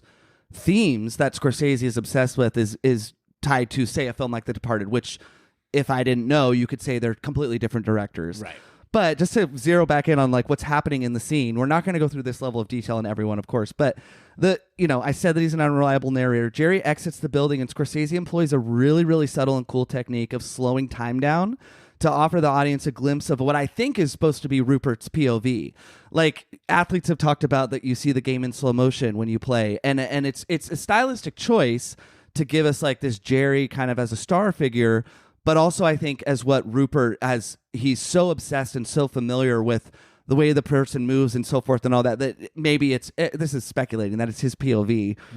And then we do meet, whether we know it or not, we meet Masha, our secondary protagonist, in such a way that she manages to lunge into Jerry Langford's limo and essentially traps both him and herself inside the cab of the limousine. Yeah. So and Jerry's getting like mobbed from all sides. Totally. But particularly accosted by Masha, who said? haven't mentioned, is played by Sandra Bernhard. No, but yeah, I think it's so this is and really she's screaming. Yes. And like it's like total pandemonium, and Jerry's like physical safety feels threatened. Absolutely. And so Jerry manages, with the help of one of his bodyguards, to get pulled out, but then he's back in the grips of the hostile crowd. So this is one of, I think, one of a few of the really, really telling visual kind of metaphors that Scorsese and company do. There's a lot of layers to this. So Masha's trapped inside Jerry's limousine with her hands pressed against the glass in a shot that is nearly identical to the cover of the film Poltergeist. And it freezes on this. This is when the opening credits start. So Masha's trapped inside the limousine after Jerry's got out. She's essentially trapped in the vehicle of what she was trying to get in. So a very rare position to be in, right? So we freeze on this shot, and the lighting is completely altered while it's frozen. It was dark and gloomy before, but when it's frozen, it's brightly lit. It looks like Poltergeist, which came out, by the way, before this film. And for 2 to 3 minutes as the credits roll, I think the shot, what it's depicting is Masha, this is my theory, and probably others as well. Masha symbolizes the miracle of fame, which is getting into the limo. Right. But she immediately becomes a prisoner of this miracle and cannot get out and cannot become unseen, right? Just like Jerry, right? Like we see, we'll cover that more. But like, if for any famous person, the goal, or for us normies, it's like, what is that? Oh my gosh, the miracle of fame is achieved in that moment, but she becomes a prisoner of it with her hands pressed against the glass. Now, Rupert is peering into the limo with a little bit of glee. His face is blocked by her hand, but it looks like he's at least smirking. And so he's peering in jealousy and glee. And so I think that you could say Masha represents the prison of fame and of TV stardom. Or conversely, Rupert also represents Jerry peering into audiences' homes on a nightly basis while viewers hold up their hands in awe and worship while he casually looks, despite the screaming crowd around him. So like, just like in real life, not just like in real life, I just think I think Scorsese is consistently underestimated for his visual storytelling. And I mean, it pauses on this shot for 3 minutes. It gives you time to think about it. And sure, I mean, everything I just said, it could be completely intentional or not, but I do think it's interesting that every time as the film goes on, we see Jerry in his private life, we see the trappings, not just like the temptations, but just the inconveniences of being somebody who people feel like they know because they spend every evening with you, especially in this time. But even today, people probably feel like they know Jimmy Fallon or whomever. And I think it's a really sophisticated shot because you could read it either direction, as Rupert is like, representing the allegory, or Masha is. What do you think? I just wanted to. The thing I was waiting to say. You might have seen. I looked like I was wanting to talk, and it was only to just compliment that. I think you have a really unique insight into kind of visual metaphor. Thank you. I love what you're saying. I hadn't thought of it. I had thought about Rupert being outside of the window looking in. Yeah. But the trap of fame, I had not thought of at all. And I really, really like that. I mean, I didn't time it, but the credits pause on it for at least 2 to 3 minutes. Very old school Hollywood kind of a thing to do, right? And it gives you time to think about it. But I love as the credits end, Walker. So just like in real life, I'm talking about like visually, the second everything goes quote unquote back to normal, so the camera shuts off or the taping ends, the lighting changes in the film, right? And the noise becomes louder and more stressful, and the horrors and inconveniences of fame snap back into place, right? So the glitz and glamour is gone. I think it's also playing into what we are about to see about Rupert a few scenes from now, that he alternates somewhat seamlessly between fantasy and reality, and and may in fact be living in a fantasy that reality occasionally interjects on in an unwelcome way, right? Because it's like it plays like a Ray Charles song, right, during the opening credits. So it's like this very like pretty during the still frame, right? The still shot. It's playing this very pretty song, and then, like you said, it's very abrupt and disorienting when it goes immediately back into everybody screaming, right? And Masha symbolizes too. I love that we don't see who the hands belong to, even though we know, but we don't know if this is a random or going to be a central character. She kind of symbolizes what Rupert does, which I'm still within the scene in my next notes, but. What is your plan? Like, you got in there into the miracle of the limousine. You're there. What was your plan afterwards? You don't really have one. And we see that Rupert does, but I just love it's really nice foreshadowing. But within this scene, Rupert rescues Jerry from the crowd and from Masha, and he does rescue him, but he's immediately extremely opportunistic about his good deed. You see him make the decision. Yes. All right. Yes. Yeah, he starts pushing people away from Jerry as if he is in his inner circle, and you see Jerry look at him in that moment too, with like a mixture of like, I need this to happen.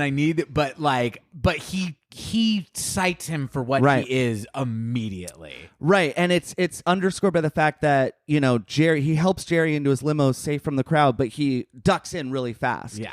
And so this scene is such a great way to like kind of get to know our characters.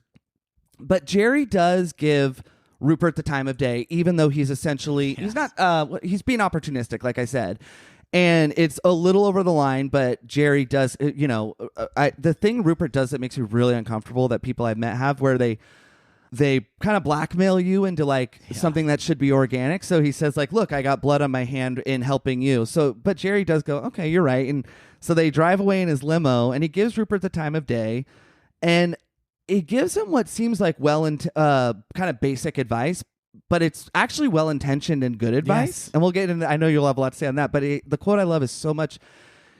He says, okay, fine, well, I'll drive. Rupert's sales pitch is like, you could drop me off anywhere. He does seem relatively harmless.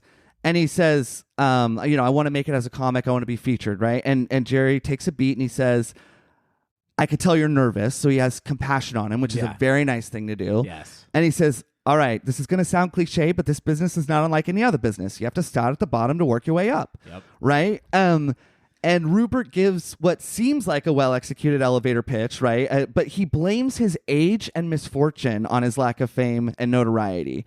And I want to pause there because I have more notes on that, but I think that's really telling because Jerry is giving him the time of day in an uncomfortable, intimate situation. Rupert is always in people's bubble a little bit too much. And he lets that go, but it may seem like basic advice, but again, honing in on where I think this is really intentional, Rupert is in a position to put that practical advice to use. He doesn't have to break through any racial barriers. Yeah. He doesn't have to break through any poverty barriers. He has the time. We'll talk about that more as it goes on, but what do you think? I mean, I think that this scene really interestingly sets up Rupert looking a gift horse in the mouth over and over. And you were saying... It's interesting because you're like, what was his plan? His plan is to get, like, what he has rehearsed a million times in his head, in my opinion, is once I get in front of Jerry, he will see how brilliant and special and funny I am and put me on TV and make me famous. And anything short of that happening is unacceptable to Rupert to the point that I think... he spends the rest of the movie operating as if That was the fantasy linchpin. version is what happened. Yeah. Right. And I love what you said because Jerry, it's like Jerry is treating him with more kindness than he deserves. Jerry doesn't like Jerry Lewis. This character is not Jerry Lewis, but Jerry Lewis is famously like a son of a bitch, like famously like not a nice man. Sure. I think that is played in a really interesting way. I think that perception is like played with in a really interesting way in the Jerry Langford character. Yeah. What I love about Jerry Lewis's performance and in his scenes with Rupert is more than anything, like he doesn't seem particularly warm. He doesn't seem particularly nice, but what he seems to me more than like a bastard is really tired. Yes. And he's really tired by Rupert in particular, but he's tired by fame in general and and a lot of Ruperts. Yes. But he is compassionate with him. He, like you said, he lets him collect himself. All right, take it easy. Take a breath. Also, but this is interesting too. I'm interrupting myself because this is also where Rupert is not completely inept. Right. Part of the reason he gets his moment with Jerry and Jerry doesn't go, fuck off, get the fuck out of my car, is he gives him very specific flattery too that you could tell Jerry is susceptible. He talks about how much he loves his comedy and stuff, and he goes, and Jerry at this point is like, up until this point, he's kind of just looking out the window, like waiting for this guy to fucking stop talking. And he goes, I love the way you didn't telegraph your punchlines. You didn't tell the audience where to laugh. And the way you underplayed your punchlines. And Jerry kind of like that penetrates. And he goes, you don't say, here's the punchline. You just say, he goes, you don't say, here's the punchline. You just do the punchline. Right. And then he starts to give Rupert some advice. Now, because Rupert has this long sob story and soliloquy as to why he is undiscovered, even though he's not ever played an open mic, essentially, for shorthand, I would say. Yes, but and that's the thing that I don't know if we know at this point. But I'm convinced he's never done an open mic. I'm convinced I think it's very important, and it's in my notes and we might as well get to it now. I think that the time that we see Rupert Pupkin do stand-up comedy on television, on the Jerry Langford show, is the first time he has ever stepped foot on a stage and performed stand-up comedy. But what I love, though, is that I do think that there is a dismissiveness to how Jerry is treating him, but it's a dismissiveness that puts the ball back in Rupert's court, where it's like, I am recognizing your ambition. Yep. That you have okay, fine, you're being opportunistic and it's a little creepy, but you're shooting your shot. Yep. And I'm recognizing that. I'm recognizing that you have some insight into like why you love my comedy and so why you love comedy. And I'm giving you, as you said, giving you the time of day. And I think that what it is it's like it's a kindness that is probably based on the assumption of I'll never see this guy again, but it is Rupert has achieved something with what he's done here, but then he immediately starts fucking it up by going too far. Right. After he's gotten he interrupts Jerry when Jerry is telling him how to start. If you don't mind, if I could just interrupt you real quickly. Yeah. I'm 34. Right. Like, so I can't do what you're saying. I need you to put me on. He doesn't say this, but it's like the implication is I need you to put me on TV now. Yeah. And then, as if Rodney Dangerfield, who got started, I think at like age 50 or something like that. Right. As if 34 is. Yeah, go ahead. Or as if the fucking entertainment industry owes you something because you didn't decide until 34 to start that you want to be a stand-up comic. And then when Jerry, when the car ride is over, he also then they've ended the conversation at like a good place where it's like, you have actually done something here. Jerry tells him you can he does give him an extra layer of potential. He gives him the business card of his producer and is like, call my office and you can talk to them about where you're performing and what you're doing, right? This is huge.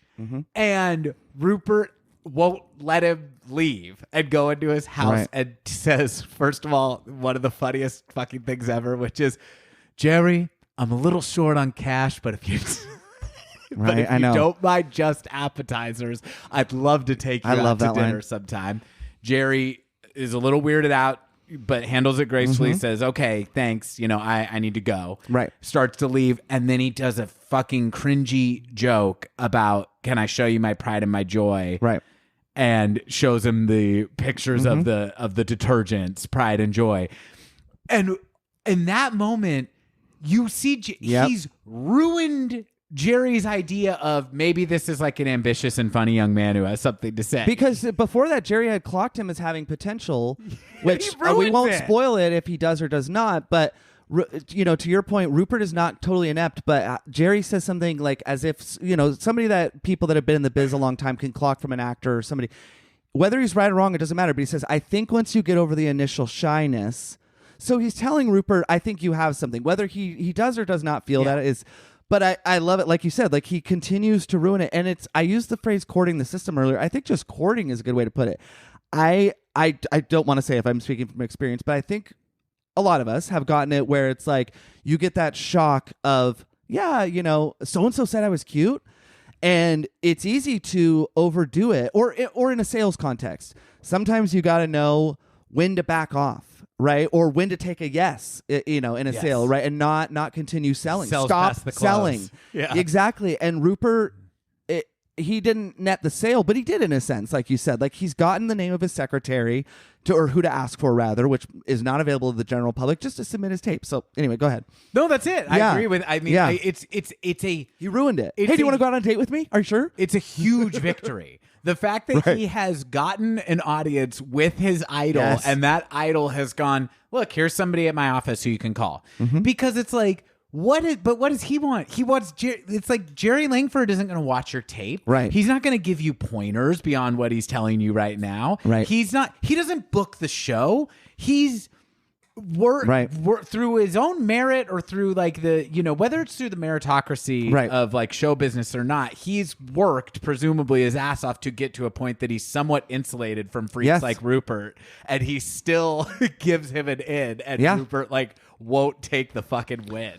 It's absolutely so funny. Yeah, it's amazing. I mean, it's so the next scene. This is the next scene in the movie, but it's important. Right. So immediately following, we're not going to talk about every single scene at this length, but anyway.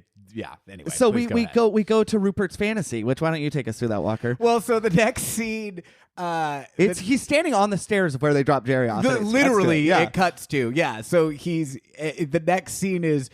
And it becomes apparent very quickly that it's a fantasy. But this is, in the grammar of the movie, this is the first time you know that this is an element of the movie, that it's going to cut. Right. It doesn't telegraph it by like doing like going blurry or something like that. It's just aggressive cutting, which I love. Yeah, it cuts right to this, but it's just, immediately. Both characters are different all of a sudden. De Niro's confident in a monochromatic suit. Yes. And Jerry is subservient. So, yeah. Yes. And so, or more or less. The next scene cuts to Rupert at lunch in a very fancy, expensive-looking restaurant with Jerry. And Jerry is begging Rupert to in this scene they're like at his wit's end. They're old friends. Yeah. They're show business chubs. And he is begging Rupert to fill in for him as host of the show for 6 weeks because Jerry, like, he can't do it anymore. And this fantasy is laugh out loud funny. This is like the first scene where I was like laughing out loud. Sure. It starts with the opening of the scene is Jerry, like I said, like he's like, he's sweating, sweat on his brow, ice in his cup, so we don't know what he was drinking. Yeah, he's rubbing his temples, and Rupert is like very calm and like and high status, as you said. And he the power dynamic is flipped. Yeah, and he goes, Rupert, first of all, thank you for meeting me. Yeah. And Rupert takes a beat, and pauses, and goes, what are friends for, Jerry?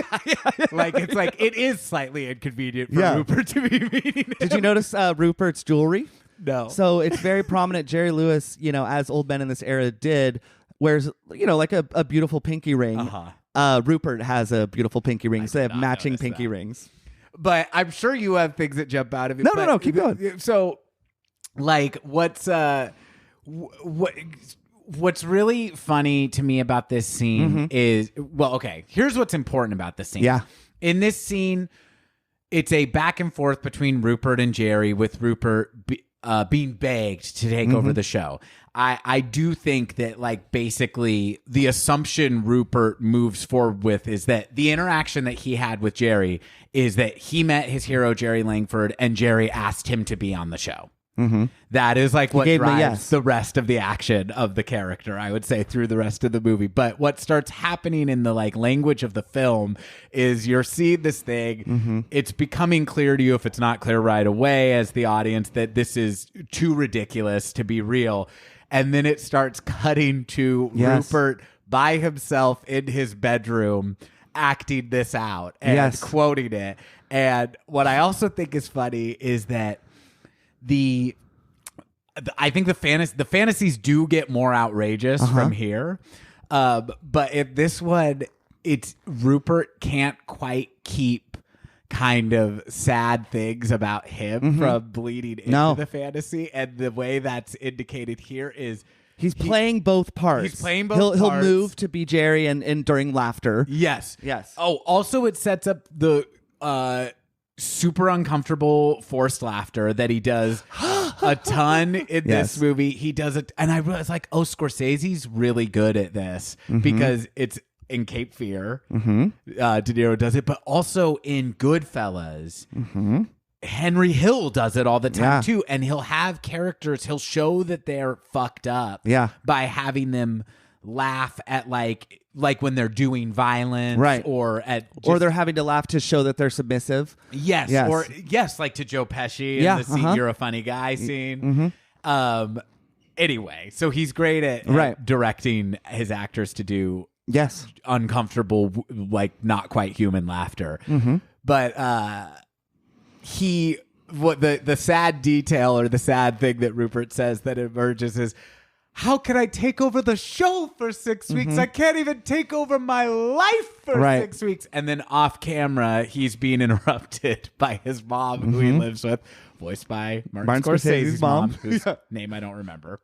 Cecilia or something like that. Yeah, it's an Italian name, but his mom, who's cameoed in. Yeah, and I mean that's it. That's the scene, but it just sets up that he's living at least half the time, and I would say more than half the time as the movie goes on, he is living in a very fully fleshed out fantasy world. Yeah, and it's interesting because we go from the steps where he dropped Jerry off to his fantasy, which is them in a restaurant, at minimum as equals. Then we see him acting out both parts. And again, I said this before, but I just think the way the scene is edited, and De Niro in particular, I was used to at this point, Goodfellas De Niro, Casino, he's obviously less macho in Casino, but he's still in that mode. Yeah. And Raging Bull De Niro, and to see De Niro, it is comedy, and it's the best version of the trope of "in a minute, ma," of the adult who lives in a basement. It seems like he's always yelling upward. We don't actually see that there are stairs because we'll talk to about. And we never later. see ma. No, we never see ma. But the basement is actually spectacularly Kubrickianly decorated. Right, it's beautiful. The set design of his room is amazing. Right, and we'll come back to how he thinks he lives in a minute, but. What's interesting is it is funny, but this is the first of a fantasy scene where we see him acting it out that borders on terrifying. Yeah, because he's disturbed. Unhinged. But unless we have anything else on this, I think again we're not going to go scene for scene. But directly after this scene, Rita, high on his interaction with Jerry, Rupert plucks up the courage to, air quotes around this, visit Rita. Now we've not talked about her as a character yet. But Rita is, well, I'll just say right now, Rita and Rupert apparently knew one another in high school, but only from a distance. And this brought up a few questions for me. So in the context of the film, we see that Rupert is kind of high on his win. And he has like a little bit more of like physical confidence just in like the way he's walking. And it brought up a question. And Rita is played by Diane Abbott. Yes, his wife. He was married to at the time. Very beautiful woman. Yes. But is a bartender at like a kind of seedy dive bar. And Rupert, as you were saying, Rupert kind of plucks up the courage to go visit his high school crush. He checks, we see him approach the bar from an exterior shot. We see him peer in with a level of familiarity of, is she working tonight? So he knows where she works. Yeah.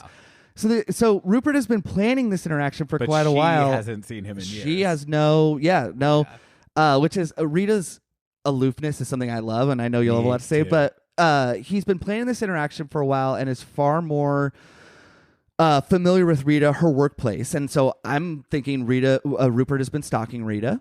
And note that Rupert knows the identity in a later, much later scene. He knows the identity of Jerry's, not servant, but butler, so to speak. And he's right. So we see in a pre-internet era that Rupert is capable of learning things about people and details in their lives that no one should know, which is why I think he's been stalking her. And this is a movie where I love to create the backstories because I think it asks you to do that. Yeah. Like, so I think he's been stalking her. There's just one of a few things I want to highlight, but I love when my favorite moments in the scene where he says, isn't that the great irony of life? Isn't that you wait so long to say all the things you could have said 15 to 20 years ago? Because he's asking her out on a date and she's giving him the time of day.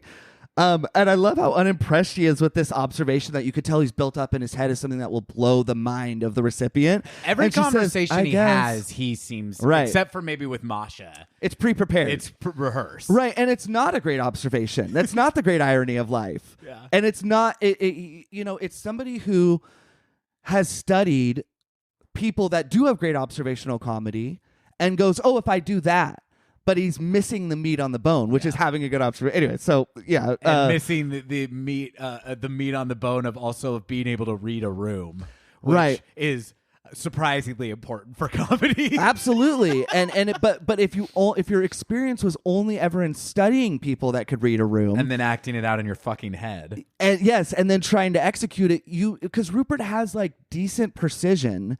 But he's always off the mark, like in this scene, right? Like because it's not a great observation. That is something that we can all relate to. Oh, I wish I could go back. But like you said, though, she recognizes him from high school in passing. I get the sense maybe he was a class clown, not a very good one or something. But he sat next to the class clown, and I studied him. Please feel free to speak on this because I just want to talk about their date, which she. Well, I want to talk about their date too. I was only gonna say it just this. I like this thing you're keying in on though, of like everything is like rehearsed in Rupert's head and then like falling flat. Yes, but like he won't allow himself time to like register that, which I think plays into their next scene when they're on the date too. But I referenced it earlier when I said the time I watched this movie, I was being self-deprecating, but from a truthful place where I said I was writing what I thought were jokes into my phone.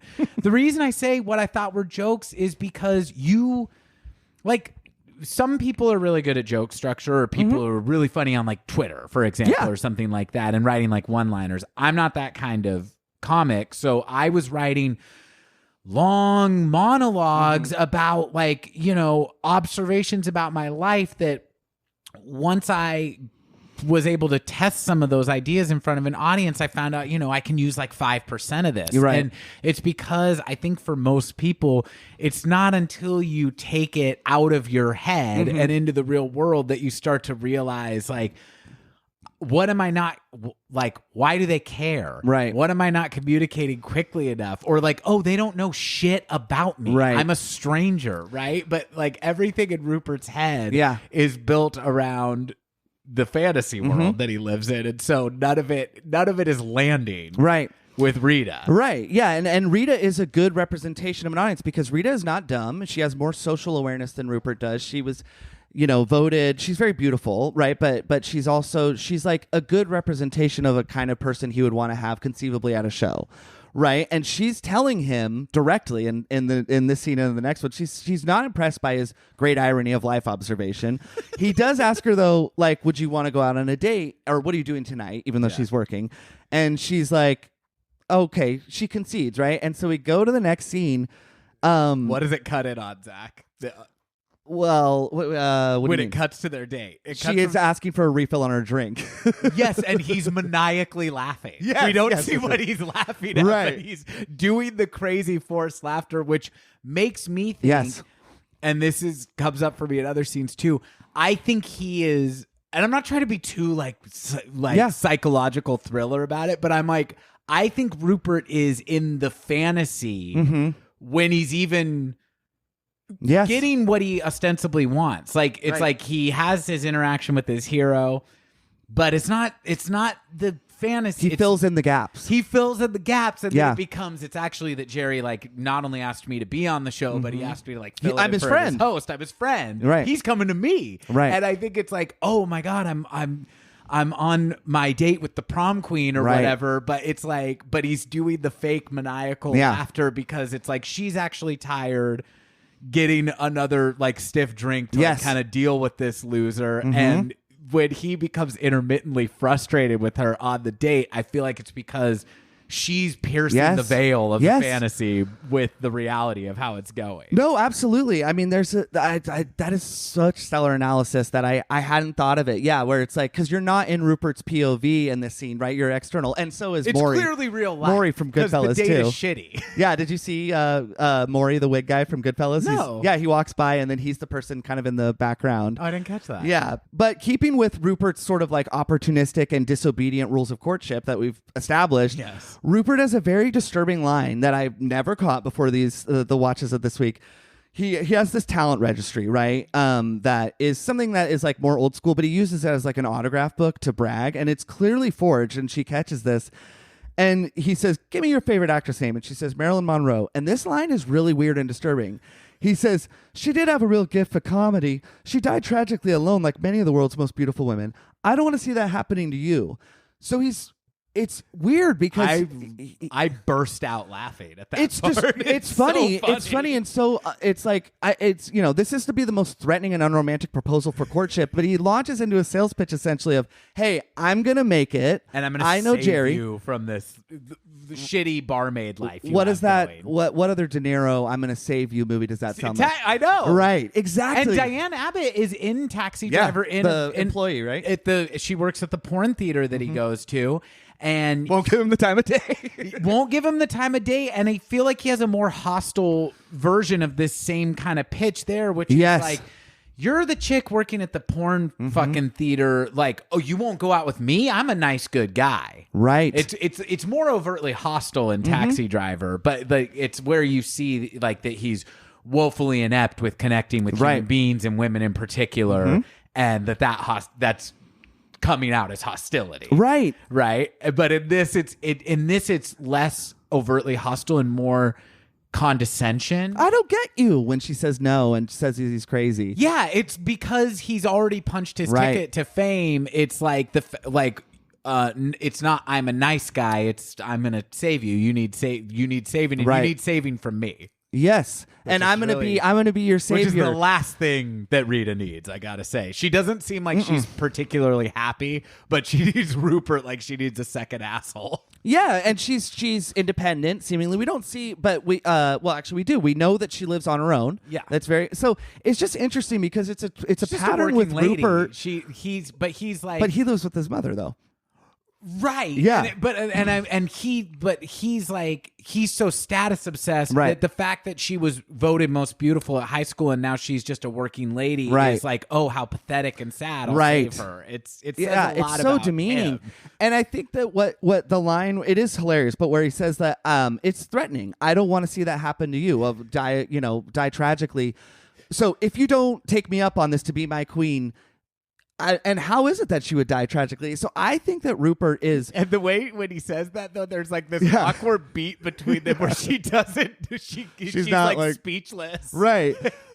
Because I don't think she's threatened ever by Rupert. I think that if Rupert were to ever attack her, which I do think in the future could happen, I think that Rupert is a few steps... I think Masha, who we'll talk about in a minute, is a year ahead of Rupert. Yeah. She's had to resort to hostility. Yes.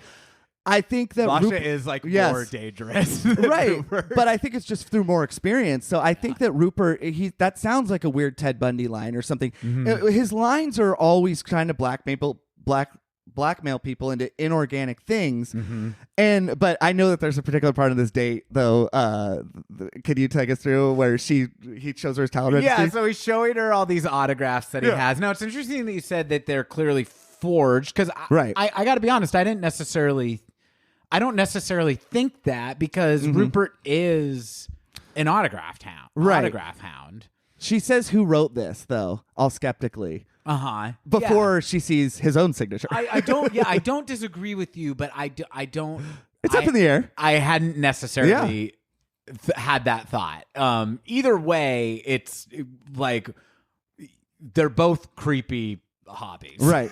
Forging celebrity signatures or obsessively and delusional chasing down celebrity signatures, and then telling yourself that you are a part of their social circle because you interacted with them and got an autograph, but he's showing her different names. Which also, one is Woody Allen. And he goes, he's a personal friend. Which, Zach, to me, actually, though, does indicate, I do think that that's Woody Allen's autograph. And I do think that Rupert thinks that they're friends because right. He had that interaction with Woody Allen. You're right. I think you're right. That's But I mean, he's also crazy enough that he could have written out Woody Allen's name and constructed. No, but it plays nicely to his false friendship with Jerry, though. Exactly. Yeah, you're right. He shows her an autograph he wrote down, and she can't read it.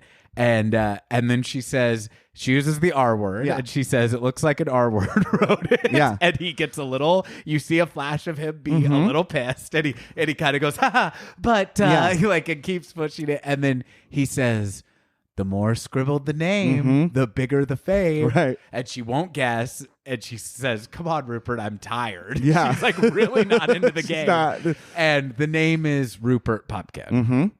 And he gives it to her and says, a few days from now, everybody's going to want that. Right. Yeah. What does that sound like? Somebody who's about to commit an act of terrorism. Yes, absolutely. Everyone, you'll learn about this on the news. Yeah. It's very foreshadowing that, but but in his mind, he's about to be on the show. Yeah, and I think it's really interesting too because it cuts. And also he's right. Right, he is right, but I think that, and I want to speed things along or let you kind of take over. But it is interesting because we see their date doesn't go well. I'm not trying to be crass here. It doesn't seem like there's a chance. If he was going to get laid, he's not getting laid this time. But what's really interesting is we see him in a cab. We see her drop him off. She says, yeah, you're welcome to come up for coffee if you want. I don't think that's an invitation of this could go somewhere. I think it's more I'm being charitable. Oh, I disagree. I think she's so beaten down by kind of pushy dudes. Yeah. That she's literally like, this guy is so fucking weird and annoying, and it's basically like, okay, so now I'll sleep with you, and then will you leave me the fuck alone, please? Yeah. It's kind of how I took it, because when he doesn't take her up on the invitation to come in, she's more frustrated, not because she wants to have sex with this guy, but because it's kind of like, oh my God, is whatever this is continuing? Yes. Is how I took it. It's just interesting because it's like, I don't think...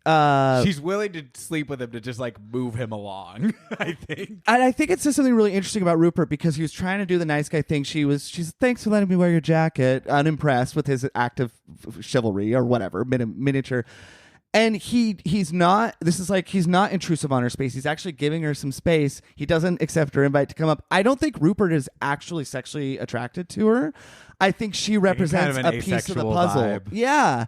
Of I gotta have my queen or whatever. It's all status. It's all status. Yeah, it's really interesting. And so I just think that interaction is really funny telling too, because it shows such a stunted developmental perspective on it that to him, the status of what's the best kind of woman you can have is the woman who was voted most beautiful in high school. It says a lot too about where Rupert stopped developing. Well, that's really interesting because Rupert does remind me of, and I want to be really, really careful the way I frame this, but I think this is as good a time as any is an observation I clocked that I think other movies have given us this character. Are you about to diagnose him? No, okay. I mean, I do think that De Niro is playing it like what we would now call is slightly on the spectrum. That's why it's a spectrum. Sure, yeah. But more than that, there's an archetype of a person that didn't go to college, essentially.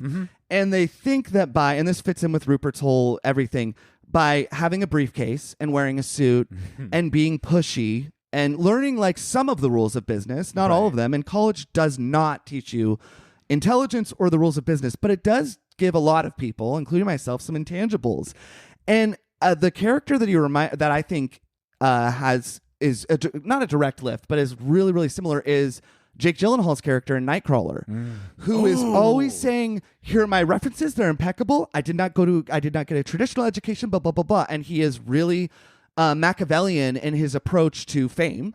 It's very, very similar. And that's a good call. They never say, like, but Rupert is the way he can recall Marilyn Monroe's movie in 1964 or whatever. It's like, it's not useful information to have retained, but it shows that he's obsessed and he can retain sort of technical details, but not the kind that are actually interesting or impressive to remember. And I think that, again, I just want to say, college doesn't equal intelligence, but I do think for somebody at Rupert's lower middle class status, it would have really helped. And it just plays into that thing of he's just impersonating people that have done the stuff. And it's just really interesting. He's always has like a stack of papers and briefcases that he doesn't need. Right. I don't know. That's all. I love that. So let's talk about how Rupert actually tries to get on the show. Yes. Right? So in his mind, he's been given the green light from Jerry that he's supposed to appear on the show. I'm here to see Jerry Langford. Yeah. Oh, so he starts calling the office all the time, but not to talk to the producer or the secretary. That I think Jerry actually is like that is the a name of the producer, didn't he? Yeah, I think it's his Kathy assistant. Long. Miss Long is who he actually runs into. I'm not sure if that's the name Jerry, but Jerry did give him a genuine like extra layer of help. Yeah. He doesn't ask for her. He said Rupert Pupkin for Jerry Langford. Well, I thought that was funny too because it reminded me of Okay, Lila, stop. It reminded me of an Office Space where the woman always says just a moment at the exact same rhythm. And it's like driving him. As he always goes, hello, Jerry Langford, please. Rupert Pupkin. And he says An appointment? No, not technically. Yeah. So he's calling obsessively. He's not getting through. Again, he's not asking for the person that he was directed to. He wants to talk directly to Jerry. And surprise, surprise, they're not just putting this dude through to Jerry Langford. So what he does is he goes and shows up at the office. Now, Zach, I believe in the timeline of the movie, this is the next day. Yeah. After his interaction with Jerry. So it'd be impossible to go through because basically he tries and fails to get into Jerry's office multiple times. This is like the middle third of the movie. This is the middle repetitive, third of the movie. Yeah. Of him trying to get through, getting very reasonably stonewalled by the secretary. And also, as he comes in and out of the business, that's where we see him and Masha's relationship, because she is now after her the shot of her as he exits the office and she's hiding behind him. Noticing her is my favorite micro expression in any movie ever. Yeah, he does not want to see her. No, and he's high on an interaction in the office that did not go well. The assistant was like, if you have a tape, bring it. And so, but he walks out all smiling like and plucky as if that went well. Yes. And he spots Masha and you see him go, oh. And this scene we have to just talk about for a second. What we see is she's immediately, and this reminded me of this is one of the areas where I see like I see shades of a less caring version of myself where like you are in kind of the trenches with like your... At least I'm not that person though. Right, exactly. I mean, this movie's good for like kind of being like, oh boy, and I thought I had problems. Sure. But I like totally understand that their dynamic is like when one of them perceives the other one is getting something related to Jerry, which is what they're both, their shared goal seems to be more than being a comedian is like getting Jerry. Right. It immediately becomes about like, why aren't you, now that you have a foot in the door, why aren't you helping me? And like I have felt I felt both sides of that interaction where it's like, oh, a friend of mine is like getting a little more traction and maybe I'm not, and maybe like I look back on some of that as like, I don't think I was very gracious about like, can you get me on that show or whatever. Like it's like, you know, oh, I was kind of like pushy about that or whatever. But I had to be. And you've also like felt like, you know, when you are, I'm on a show that like I work with a show sometimes in San Francisco that's a good show. I do not book the show. And the amount of people who I didn't know I was friends with who constantly hit me up about this show. Right. It's, you know, exhausting and it's kind of off-putting. I also get it because what else are you gonna we all have to be a little Rupert to get somewhere. You have to be like, it's embarrassing to push and advocate for myself, but who the fuck else is going to do it but me? Right, but Rupert's unwilling to audition in any sense, metaphorically, and I think that those people that you described too, where like, the difference between Rupert is he's not doing stand-up comedy. Sure, but he's never done the thing that he is demanding to be famous for. Yeah, but like Rupert though, these, let's just say these imaginary folks or whatever, like, because I'm not saying that you have people like that, but like, no, I don't have a Rupert. I've never been that crazy or dealt with someone that crazy. No, but people though that just know like, oh, this person is associated to a show, I'm gonna, you know, because I know them vaguely, I'm going to try and weasel my way into the show. We're not using you as an example anymore. They remind me of that archetype in that it's like, well, why not like next time you're in a group of people, be funny and like see if you can court the system or court the person a little bit. And I know we both love this part, Walker, because it's funny and sad. Yeah, describe their dynamic though, because it's like she's pissed that he's coming out of Jerry's office and that he isn't advocating for her, giving Jerry a love letter that she wrote for her, but like describe their dynamic. So it's just like a dick measuring contest of like who knows him better. She weirdly takes him at his word that they're friends now, even though she's kind of sarcastic. And so they start going like tit for tat as far as who has done more for the other person. And we learn a lot about Masha and about Rupert in this very, very funny, well-executed, well-acted scene in which they're just walking downtown New York. It's all handheld. But just no extras. Yes, and no winner in this interaction. No. Just two very, very sad people. Yeah, so she says it's like a bargaining chip. She's like, what about the time I bought you coffee and, you know, blah, blah, blah. And he goes... And they're getting more and more exhausted with each other as who has done more. And he says, and what about what I gave you my last copy of The Best of Jerry, and I didn't even ask you for any money, and I can't even pay my rent. You live in a palace, and I live in a hovel. I don't believe this woman. And it's sad. Walker and I, through text, have frequently over the years, not when we can't pay our rent, but just to reference this movie, I can't even pay my rent. And up until this week, I used to interpret that as, oh, that's the scene where my heart starts to break for Rupert. Well, it's false. Not only does Masha give him an exorbitant amount of money, she gives him over $1,000. I paused it. It's all hundreds to give him the love note because he is. So she gives him, and it's clearly not for the first time. She says, well, you want money, blah, blah, blah, because Masha is independently wealthy. She's like a trust fund kid. Yes. Yeah. And she gives him, it's clearly not the first time he's had to just accept cash. And you see that he confidently, like, this has been done before, is my impression. I'm not saying he knows. To deliver the note to Jerry, which he cannot do, but he has a little bit more. He doesn't have a restraining order like Masha might. Like Jerry is familiar with her, and even if it is the first time she's given him money, Rupert doesn't live in a hovel, and more likely does not pay rent because he lives with his mother. Because the very next scene after this, we see him walking home. He may have had to take a bus, but it's New York, so. We live in California. There's more living space or whatever. But it's like a rent control. It's like a nice rent control apartment. Exactly. Probably. His mom's probably lived there since like the fucking 40s. Like. Yes. And so that's what I think. So it's I said unreliable narrator earlier. It doles out that information optionally. Obviously, you can make your own conclusions. Maybe he pays his mom rent. I don't think he does. So. He has money. All this is leading to me to say he has the time to do stand up. Yes. And I think we see Masha and Rupert manipulating each other or playing into this really toxic partnership. You're keen in on so many great inconsistencies, some of which I'd noticed, some of which I hadn't. I hadn't really registered that she's like giving him a shitload of money. To do this thing, and that seems to be like a familiar element of their relationship. What definitely is true is that he gave her a fucking Jerry Langford record at some point, and he's been stewing about it ever since then. And that is so funny to me that it's like this record that any asshole could go buy in a fucking shop. He gave to her and like told himself like, I waited for 8 hours. I gave you a spot next to Jerry.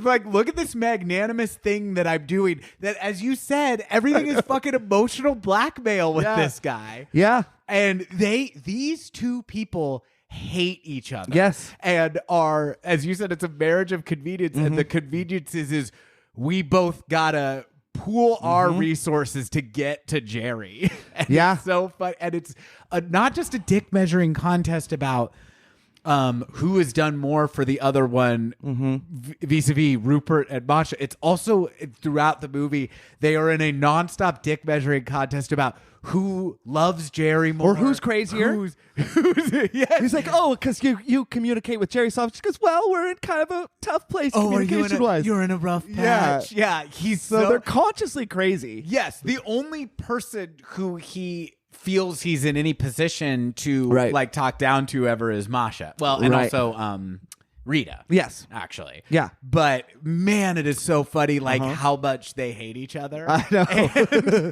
Zero sexual tension between these seemingly young, good-looking people. Yes. They're like not brother and sister. I don't know. It's great. But okay, so in terms of the narrative of the movie, that's the other thing that's very beautifully woven into. But it's like we're gonna truncate how many times he tries to get in to Jerry's office. It goes from bad to worse. It goes from bad to worse, kind of. Yeah. Again, he sells past the close because what happens is his persistence nets him a face-to-face meeting with the producer of the Jerry Langford show, who, like Jerry before, gives him way more of the time of day. Do you think she actually listened to his tape?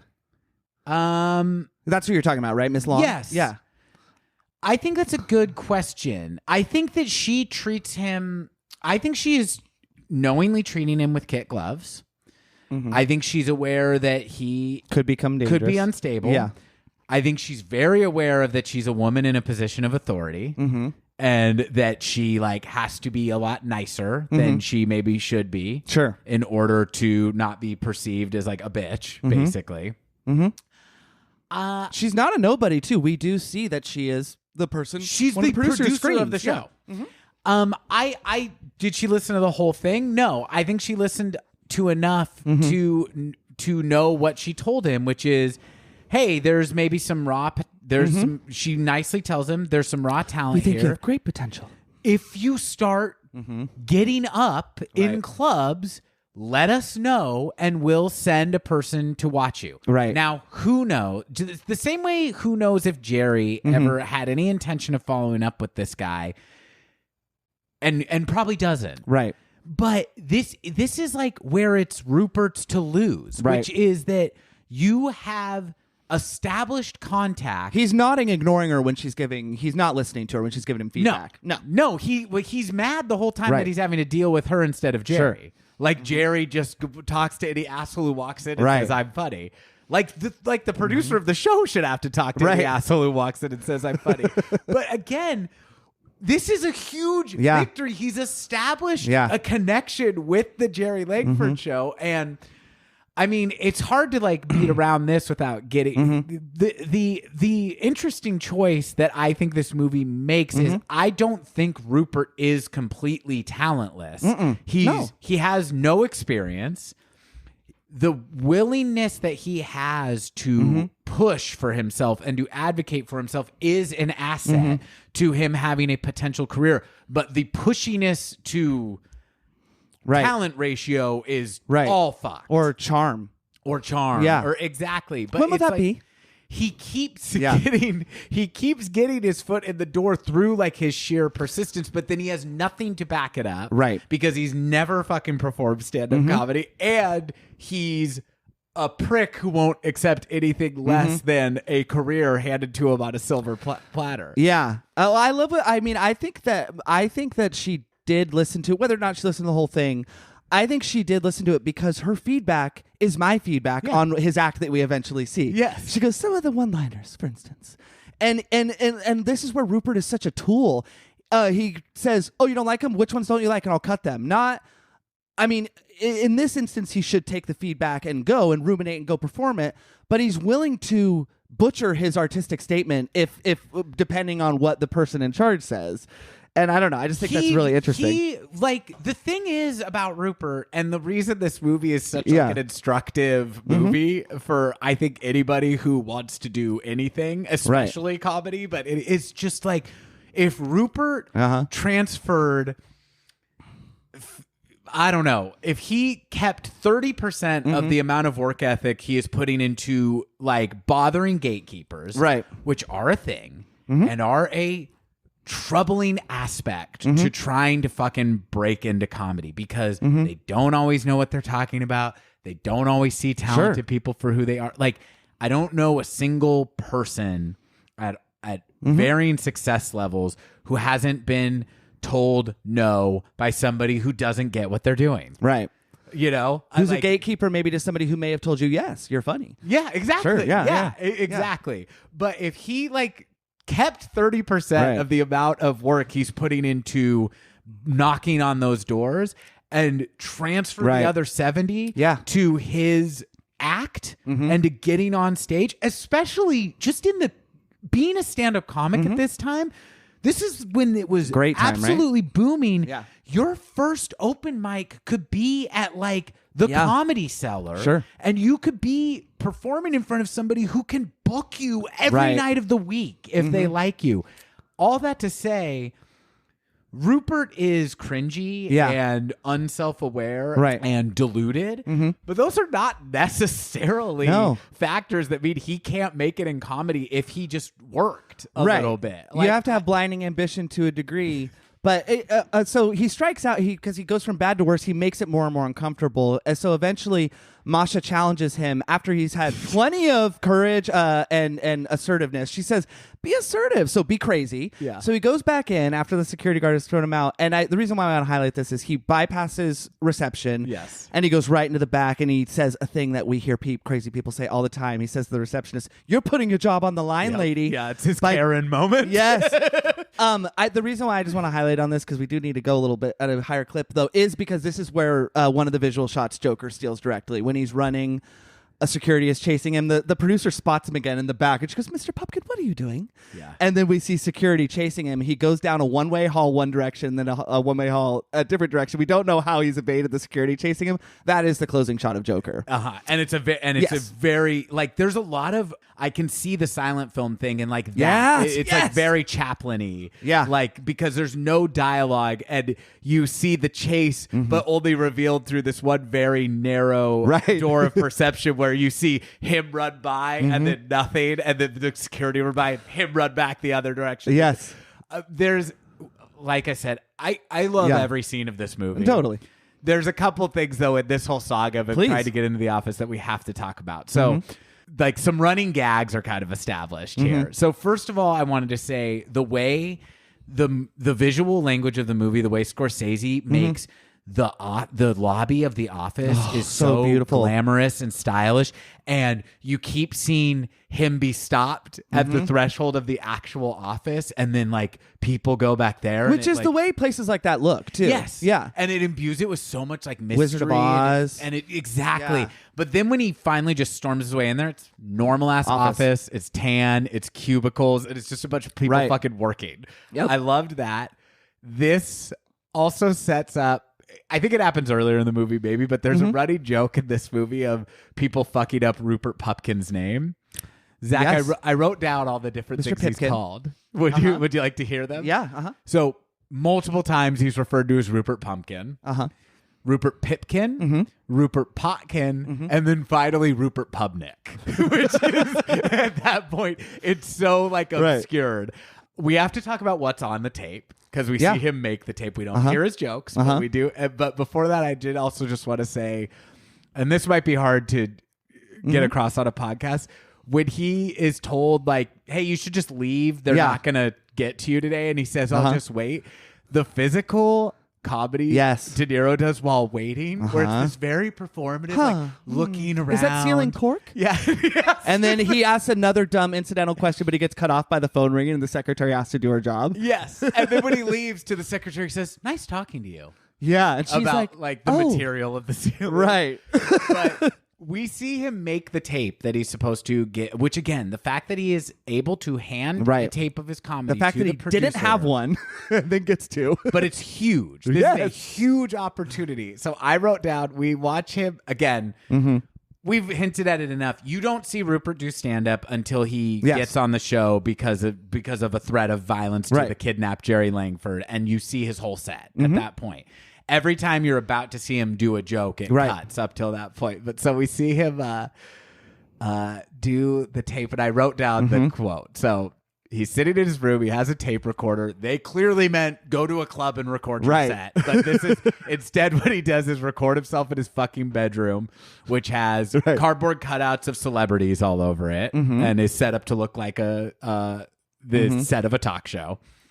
So this is what Rupert Pupkin says at the beginning of his tape. Now, Jerry, just going to interrupt. The tape is not for Jerry. It is for the producer, but he will not hear that. But, so he does the intro music. Yeah, he plays music.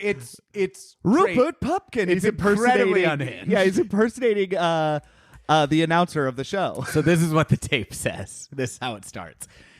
Now, Jerry, before I begin, I just want to thank you for listening to this material and for the opportunity you've given me. You know, lots of people think that guys like you, people who've made it, lose their feeling for struggling young talent such as myself. But now I know from experience that those people are just cynics embittered by their own failure. I know, Jerry, that you are as human as the rest of us, if not more so. Oh, well, I guess there's no point in going on about it. You know how I feel. So let's just get on with the show. The best of Rupert Pupkin. That is, and imagining the producer listening to that is so funny. Oh, absolutely. And I think I will just highlight it now because it's another basement scene. I do think it's a different scene, but Walker just mentioned that there's a cardboard cutout of Liza Minnelli, of Jerry Langford, and I think the moments of him talking to and interacting with Jerry and Liza Minnelli, as if he's the host, have a different tone than the other funny moments. I think it's creepy, and it almost is but more so, it's like those could be dead bodies. Like the way see it. Well, you don't. That's where it just shows it from our perspective, not his perspective. Exactly. So you see these long silences and then him laughing maniacally at things we didn't hear. You become the tour, Jerry. It's like this the most trite bullshit, but it has a different tone of creepiness to me, and I think it is for what you said. And then it pulls out. It's a very Taxi Driver shot. There's a shot in Taxi Driver that Scorsese says highlights the themes of the film, which is Travis's loneliness when he's on the phone being broken up with Sybil Shepherd, or her telling him never to call again. And it pans over to this hallway, and Scorsese said, I couldn't bear to put what she would be saying in the film because it'd be too heartbreaking. In this film, he's performing a stand-up yet again that we don't hear to a fake audience. So there's no way he could have this projection set up in his room. No, but it's such a cool shot. Because you kind of forget that this could be not in his room because his room is really polished and nice looking. And and it pulls out, and it's a long, long, long hallway. Well, what's he performing in front of? A fake cardboard cutout audience. Yeah, and we don't hear his act because you can hear that he's doing an act, right? But you can't make out what he's saying because Scorsese just pipes in escalating laughter. It's creepy over it. Yeah, and it's a beautiful. I mean, there's a lot obvious visual metaphor there, but now that So we kind of went all over the place, but he gives his tape. He ruins it. I love when security is escorting him off. There's this nice echo of security says, I'll give you our rules and procedures, our policy and procedures after you leave. And I'm like, what are the policy and procedures, though? It's kind of ambiguous, like the rules of showbiz. Yeah. But eventually he needs to fucking leave. And so since he won't take no to an answer, he knows Jerry's address, which I like the omission of how he knows this. And Can what we happens? just really quickly, we can't describe the whole scene, but the tape is also intercut with another fantasy segment of Jerry having listened to the tape and him demanding to know how Rupert could possibly have come up with comedy this brilliant. I have the line. Do you want to read the line? Can I? So he asks him, how do you do it? Where do you come up with it? And how Rupert do you do says, it? I think it's that I look at my whole life and I see the awful things in my life and turn it into something funny. It just happens. And then he says, but what about the first few one-liners? Were they strong enough? And in this exaggerated fantasy, he goes, if they were any stronger, you'd break your arm or something like that. Yeah. But it is the most, and Walker, I mean, I know you do comedy, but that from just the spectator, I think I could critique shitty comedy. That is the most basic B assessment of what makes comedy funny ever. It is somebody who just think, if I'm just self-deprecating and awful and admit all the embarrassing things I do and talk about how I jerk off all the time, I'm like funny. Well, dude, especially the time that I was doing open mics in, like everybody's favorite comedian was Louis C.K. And Louis C.K., incredibly funny comic. And, doing really harsh, really harsh and really self-flagellating material a lot of the time about But he built this persona into people's minds. Exactly. And it became like the just like you said, Yeah. the new hack of the 2010s was just like, oh, I just go up there and say what a piece of shit I am. And I read comics and come on myself. Yes, and being vulnerable, right? Talking about shitty stuff in your life, it's great fodder for material. But what Rupert would learn that just going up and saying everything about his life that's sad, right, isn't in itself a good act. Right. If he just hit the clubs a few times, right.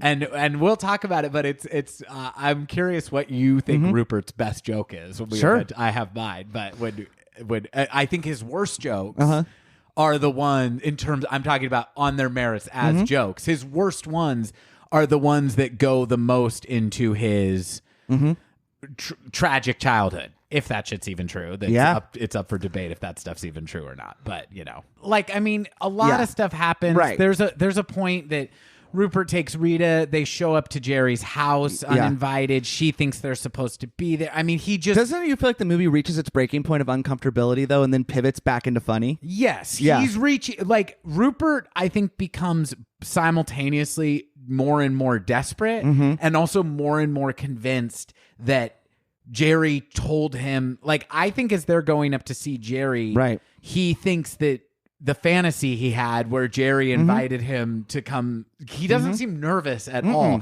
It's only once they get there and Rita is starting to get comfortable that you can see him starting to realize, oh, we're not supposed to be here. I could be in a lot of trouble. That. Yeah. And he also now thinks he is part of Jerry's circle and he's being a real dick to Rita because he's now embarrassed of her. That she's like working class. He thinks he's one of Jerry's friends. Yeah. He finally promises to work hard, though, for the first time in the entire movie because Jerry's had it up to here with this person stalking him. He says, I could get you arrested. But it is crucial. Rupert says, and you know what, Jerry? Yeah. I'm going to work twice as hard, whatever the line 50 is. times harder. 50 times harder. It's the first time we've actually seen him, sincere or not, say that. Yes, but what does he mean, Zach? Because I wrote I'm going to commit crimes. This is a pivotal moment because this is the thing where I empathize with Rupert.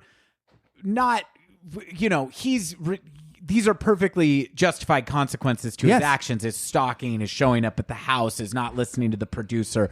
But I know the feeling of, fuck this guy. Right. I know I'm funny. I know I'm good. Don't you remember when you were... Yeah. I'm driven. Right. But you know what? If you're not going to give it to me, then I'm going to have to work harder. But he doesn't mean on his comedy. No. So what does he mean?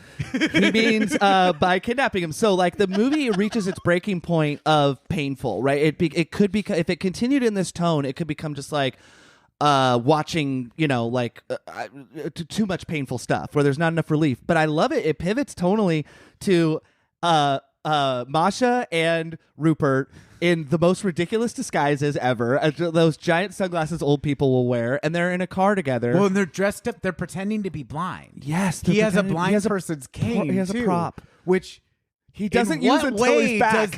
What way does this help their crime?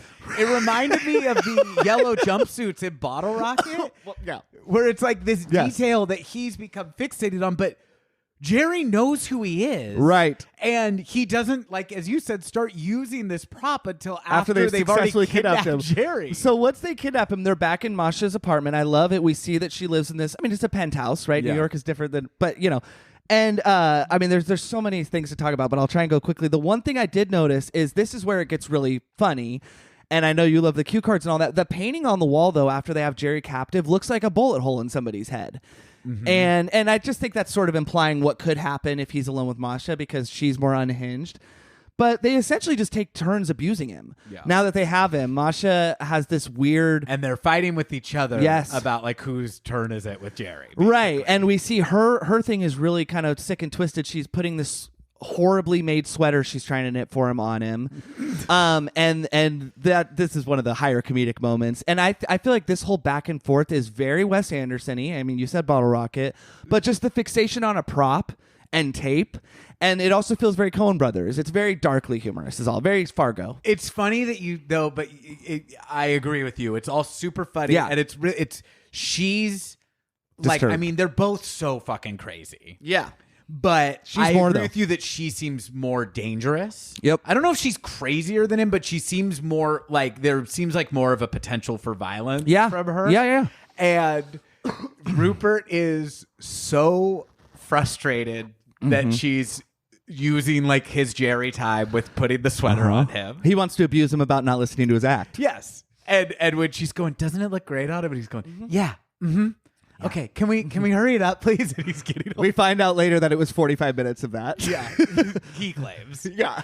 But I thought that, you know what, the dynamic with him leaving Jerry with her is, because I feel like this is, I agree with you that Have fun.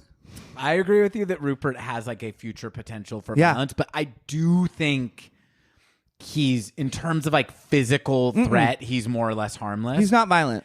And I feel it reminded me of the cop getting left with Mr. Blonde in Reservoir Oh, Dogs. yeah. Or like kind of a good cop, but to reverse it from gangster to cop. It's like a good cop, bad cop, where Rupert's kind of like, look, I don't want to hurt you, right? But my partner wants to beat the shit out of you. It's totally that. It's like, I'm really worried for Jerry once he gets left alone with Masha. Yeah, which he does. So because like we see him start to put his knowledge to good use of how standards and practices. So he gets on the show, right? He has Jerry make the call to tell them that he's been kidnapped so that he can be slotted in on tonight's show to do his act, right? Yep. And it's intercut with Masha, you know. And he's also giving himself up. It's like, as once I am on the show and have watched it air. Right. That's Bottle very rocket important too. to him.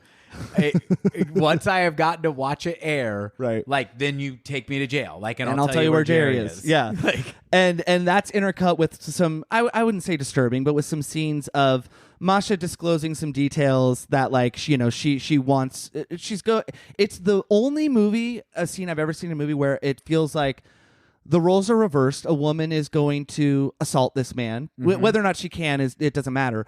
But she's saying lines that you typically see out of like a male assault protagonist. You know, it's just really interesting dynamic.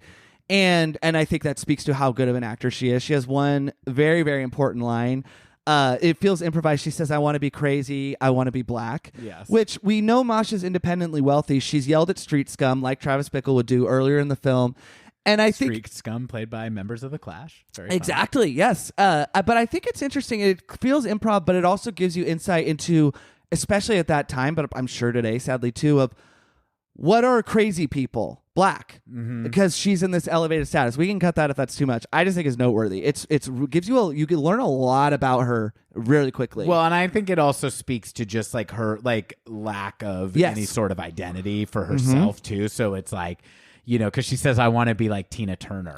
Yes, So I think it's there's a, I mean, it's like a what we now call like appropriation, right? Cultural appropriation of oh yeah, this is like just this thing I can try on to be like wild and crazy and sexual. Yeah, but it also is just like, this is such a empty person in terms of like any of their own sense of self or like personal fulfillment, you know? Yeah, and it's weird because she has a sexual attraction to Jerry, but she discloses too that her parents never said they loved her, and then she hones in on some other aspect with her dad. We can't go beat by beat, but Rupert, you know, he manages to pull this off and gets and performs his act, and yeah, I think. Any thoughts on you want to say on his act?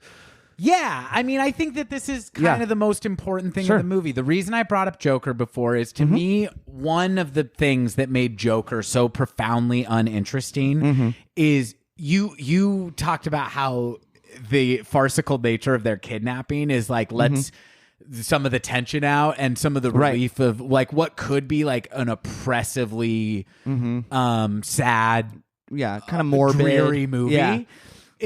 And Joker never let up for me. It was just like total misery porn. But he's like a Rupert Pupkin-esque character in that he is a deluded stand-up comedian. But we get to meet his mother and see their interactions instead of just hearing at, you know. Yeah. Yes. But to me, something that would have been so much more interesting is if he had any modicum of talent. Sure. But it's just in another way that the movie is completely oppressive, Joker, is he's horrifically unfunny. Right. And everything he's saying is like, barely. Now I registers. feel bad for him. Right. Rupert gets on the show. Uh-huh.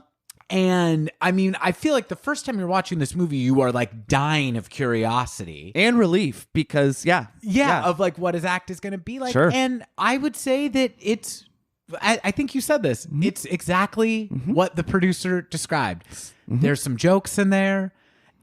It's kind of more uncomfortable than it is funny for stretches of it, but he like understands comedic timing. Yep. He understands something about joke They're structure. cheap jokes. It's a little cheesy, and if he had any willingness whatsoever to work on this craft, he might get somewhere with it. Yeah. He might not, but he might.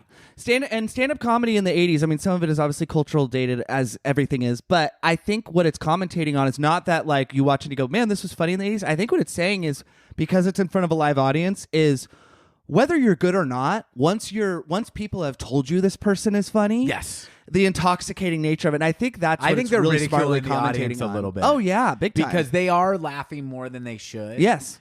And I agree with you. It's the status of being on the show. And I think it's also comedy was more hacky at that time.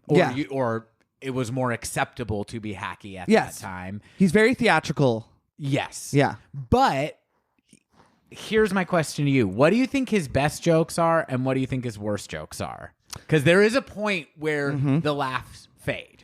Yes. Not to nothing. He does okay through his whole set, more or less. But there's a point where it's getting a little weird. The part where the last fade, I think, is his worst joke, because it's not even really a joke, is, well, my mother, it's what is it? What is the line? For me, it was the vomiting stuff. That's what I thought. Yeah, vomiting. where- It's not funny. It's not I'm finally funny. a man. Yeah. Yeah. He tells this it's this very long-winded anecdotal bit about like he alternatively like describes his Both parents are alcoholics. childhood of alcoholic parents. Dad's not around. Right. Mom's a drunk, and he does a long bit about seeing his parents throw up so much that he thought it was like a sign of maturity. And that bit is long and weird and sad and uncomfortable, Right. and not funny enough to be as uncomfortable as it is.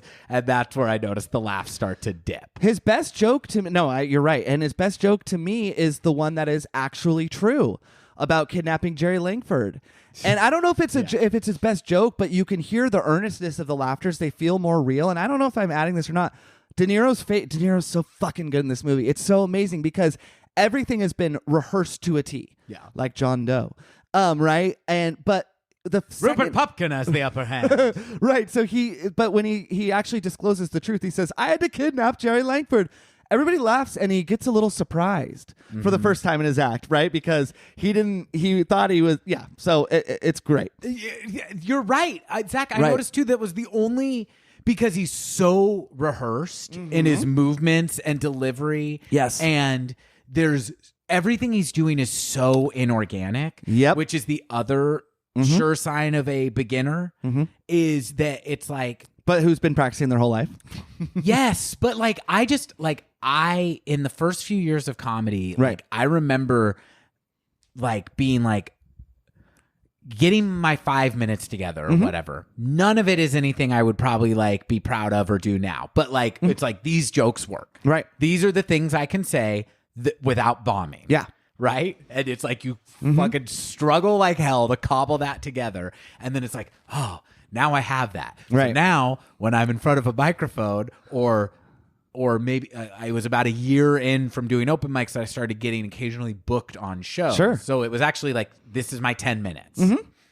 And it's like, great, I have the 10 minutes and I could say this and it not Right. be a disaster. When it would still be a disaster is if anything else happened Right. to make that 10 minutes irrelevant. Yeah. So if it's like, oh, I'm following somebody who's way better than me. Right. And very comfortable. And You're not just light on did your feet yet, essentially. Exactly. Yeah. Just no ability to pivot whatsoever.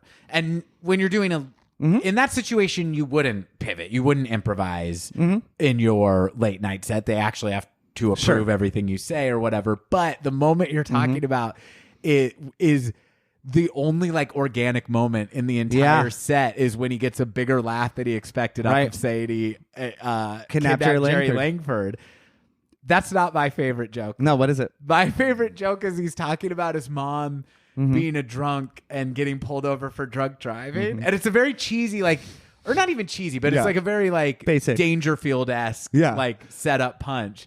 But he goes, one time she was pulled over for doing 50. All right, but in our garage? I know. That made me laugh. Yeah, that's funny. Yeah, it's hard to know where like the set weaves in and out of truth and reality. Like the stuff about him being essentially the story of his set is that he was beaten up in high school and his parents were alcoholics who abandoned him.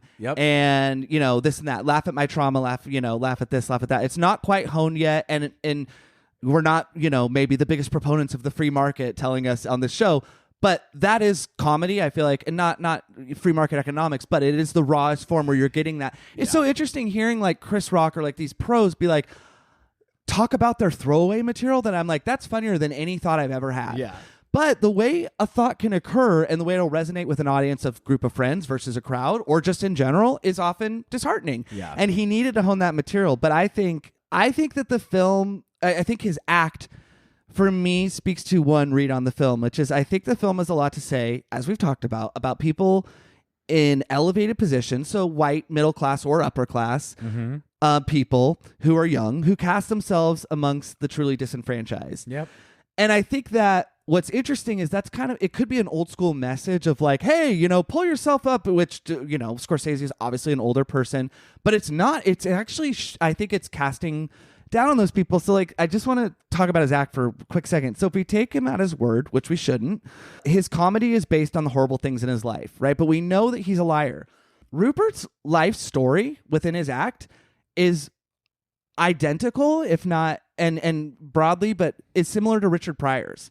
Rupert Pupkin, Richard Pryor. Richard Pryor is the only contemporary comedian they mention 3 times throughout the movie. And you know, both by Rupert. I think that it's tenuous, but this is what I think it's saying.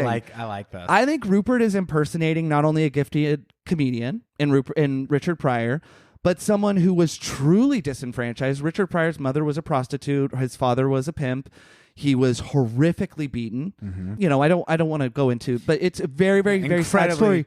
Incredibly tragic upbringing. Beaten up by bigger kids older than him and his contemporaries, just like Rupert in his fake act. And he used it eventually as a performative defense mechanism, as often victims of abuse can do. But Richard Pryor is a phenomenally gifted comedian, or was rather.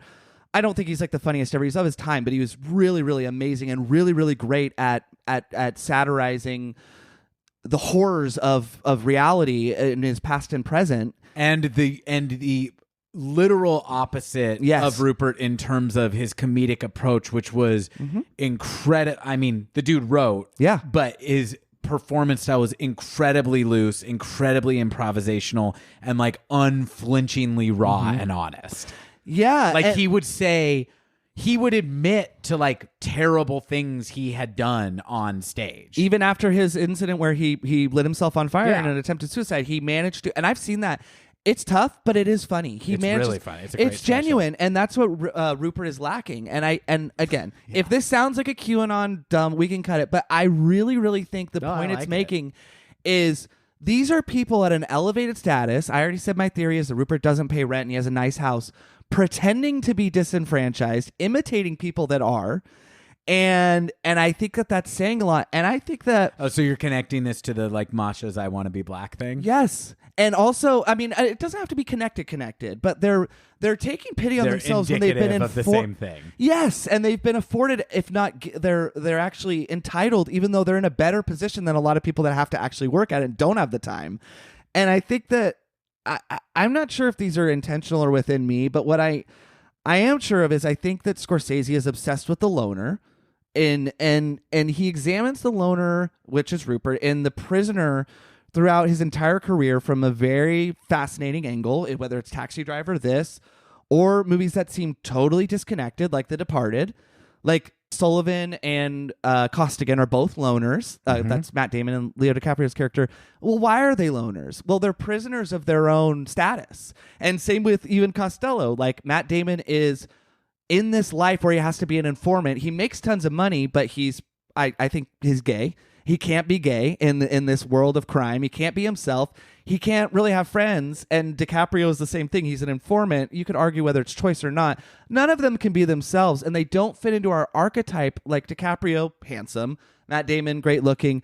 But they're these like prisoners of their lifestyle. Same with Goodfellas. Mm-hmm. Same with Casino. Even it's like you see these people living these opulent lives, and they're prisoners by choice.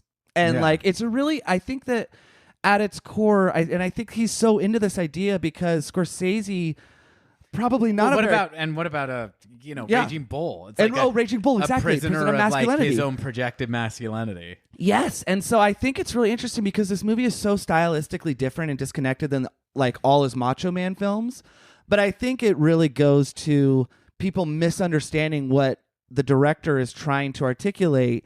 And he doesn't write all his movies, but of like he's not holding these things up for ideal. At times, it looks cool in the Macho Man movies, but they're all prisoners. Yeah. And I don't know. So I don't know. I mean, no, I agree, man. I mean, I think that the prison in this movie is entitlement. Yes. And I think that that's the prison in Taxi Driver too, because maybe Rupert is more privileged than he's letting on. I don't think that's a bad theory at all. I think that I think that there are plenty of indications that might be the case. But I don't think it negates that message if he's closer to the version of himself that he's telling us he is in his act. Because I don't think that, like, I definitely think that Taxi Driver has a lot to say about these things that we now call white privilege or male privilege. You know what I mean?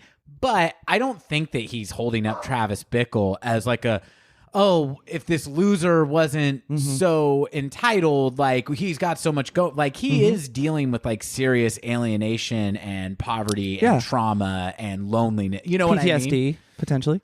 Yeah, exactly. And just like, and I think there's a huge commentary about like loneliness too. Yes. But I think that the prison that both of those characters are in is their perfectionism and entitlement of I want it now, the way I want it, the way I've been told I deserve it. Yep. Also. So I think that's maybe what Scorsese really doesn't respect about these characters. Yeah. Because Scorsese is somebody who like his movies or not, he clearly like works his ass off. Right. And I don't think that he has a lot of sympathy for the Rupert Pupkins of the world. Right. Who are just like, I don't want to talk to the producer. I want to talk to the host of the show. But the fact that he can make the host of the show, who reminds me of David Letterman a lot, sympathetic, I think is such a magic trick because we get really exhausted quickly when we feel like Hollywood or directors or writers are trying to make us feel bad for, we have such low fuses for that, right? Yeah. Even though if you have insight or not, the fact that Jerry is a nice guy and is sympathetic, I think is sort of Scorsese projecting onto himself. He's made it, right? But he's exhausted. And I don't want to keep going with the metaphor, but like, it's such a deft touch to me, where it's like, he's not saying feel bad for this talk show host who's made it, but recognize that a life of fame is not an easy thing either. Once you've made money, all your problems don't go away. You just get new problems. Right. So, yeah. Mo money, new problems, as the song goes. Right. We should just say at the very ending, Rupert is arrested. He pulls it off. He is arrested. And then there is a montage of press coverage about Rupert and the stunt that he pulled that bleeds into that eventually it covers a span of time. 2 years and 9 months. 2 years, 9 months. He's gotten out of his 6-year sentence for good behavior. Privilege his again. memoir, the memoir King for a Night has been published. And Pupkin says he and his literary agent are weighing a number of attractive offers for the film rights. He still considers Jerry Langford a good friend and mentor. Yes. And all that news coverage bleeds into him now out of jail, having achieved fame from the stunt he pulled. Let's hear it for Rupert Pupkin. One more time, ladies and gentlemen, for Rupert Pupkin. More introductions than anyone would ever need. Yeah, they say his name over and over again. Crazy music is playing. Crazy, like, circus music. And laughs are randomly popping out. Now, Zach, I think that everything that we see in that ending is real except for that final part. Oh, I'm shocked. I thought you were going to say you thought everything was imagined. But no, I completely agree with you. And I think it's underscored by the visuals that we've earlier seen. In all of his fantasies, he's wearing a monochromatic suit. Mm-hmm. And what color is his suit in the end? It's orange-ish red. It's not red or orange, so jumpsuit. Yeah. And he's confident, De Niro. He's composed. He's not waving his hands. He's you think he's still in jail?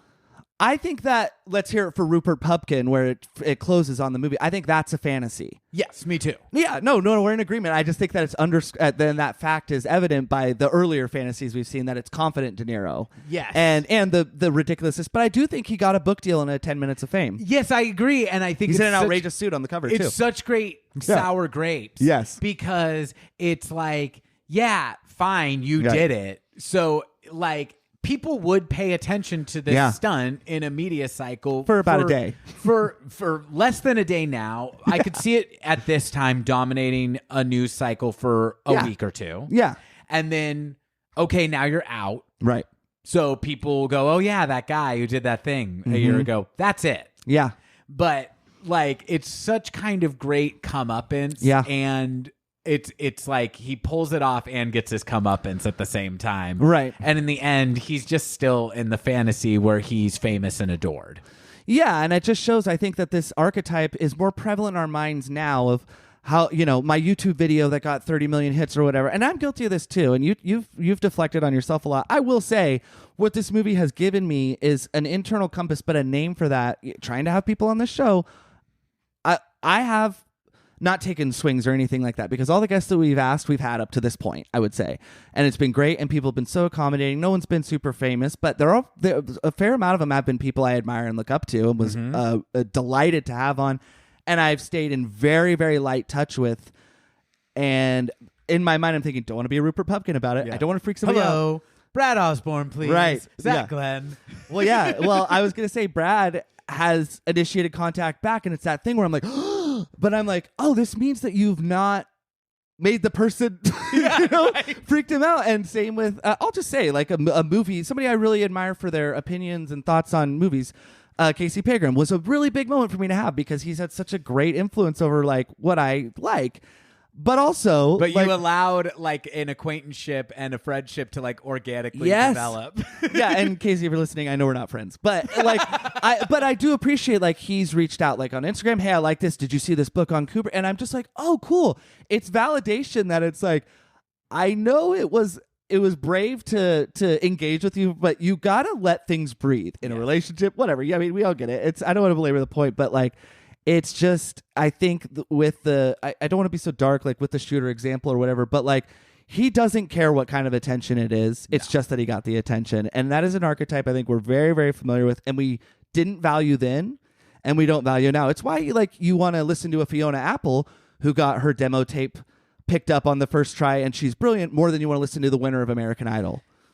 We don't value it now, and by we, I think you mean you and me and a lot of our listeners. Yeah, but I would say as a society, there is more value in being a person who will take attention regardless of if it's positive or negative. And right. I honestly, I don't mean to end on a dark note either. Right. But similarly to how there are more Travis Bickles than ever, I would say there are more Rupert Pupkins than ever, and there are more avenues for Rupert Pupkins to gain that attention. Sure, and.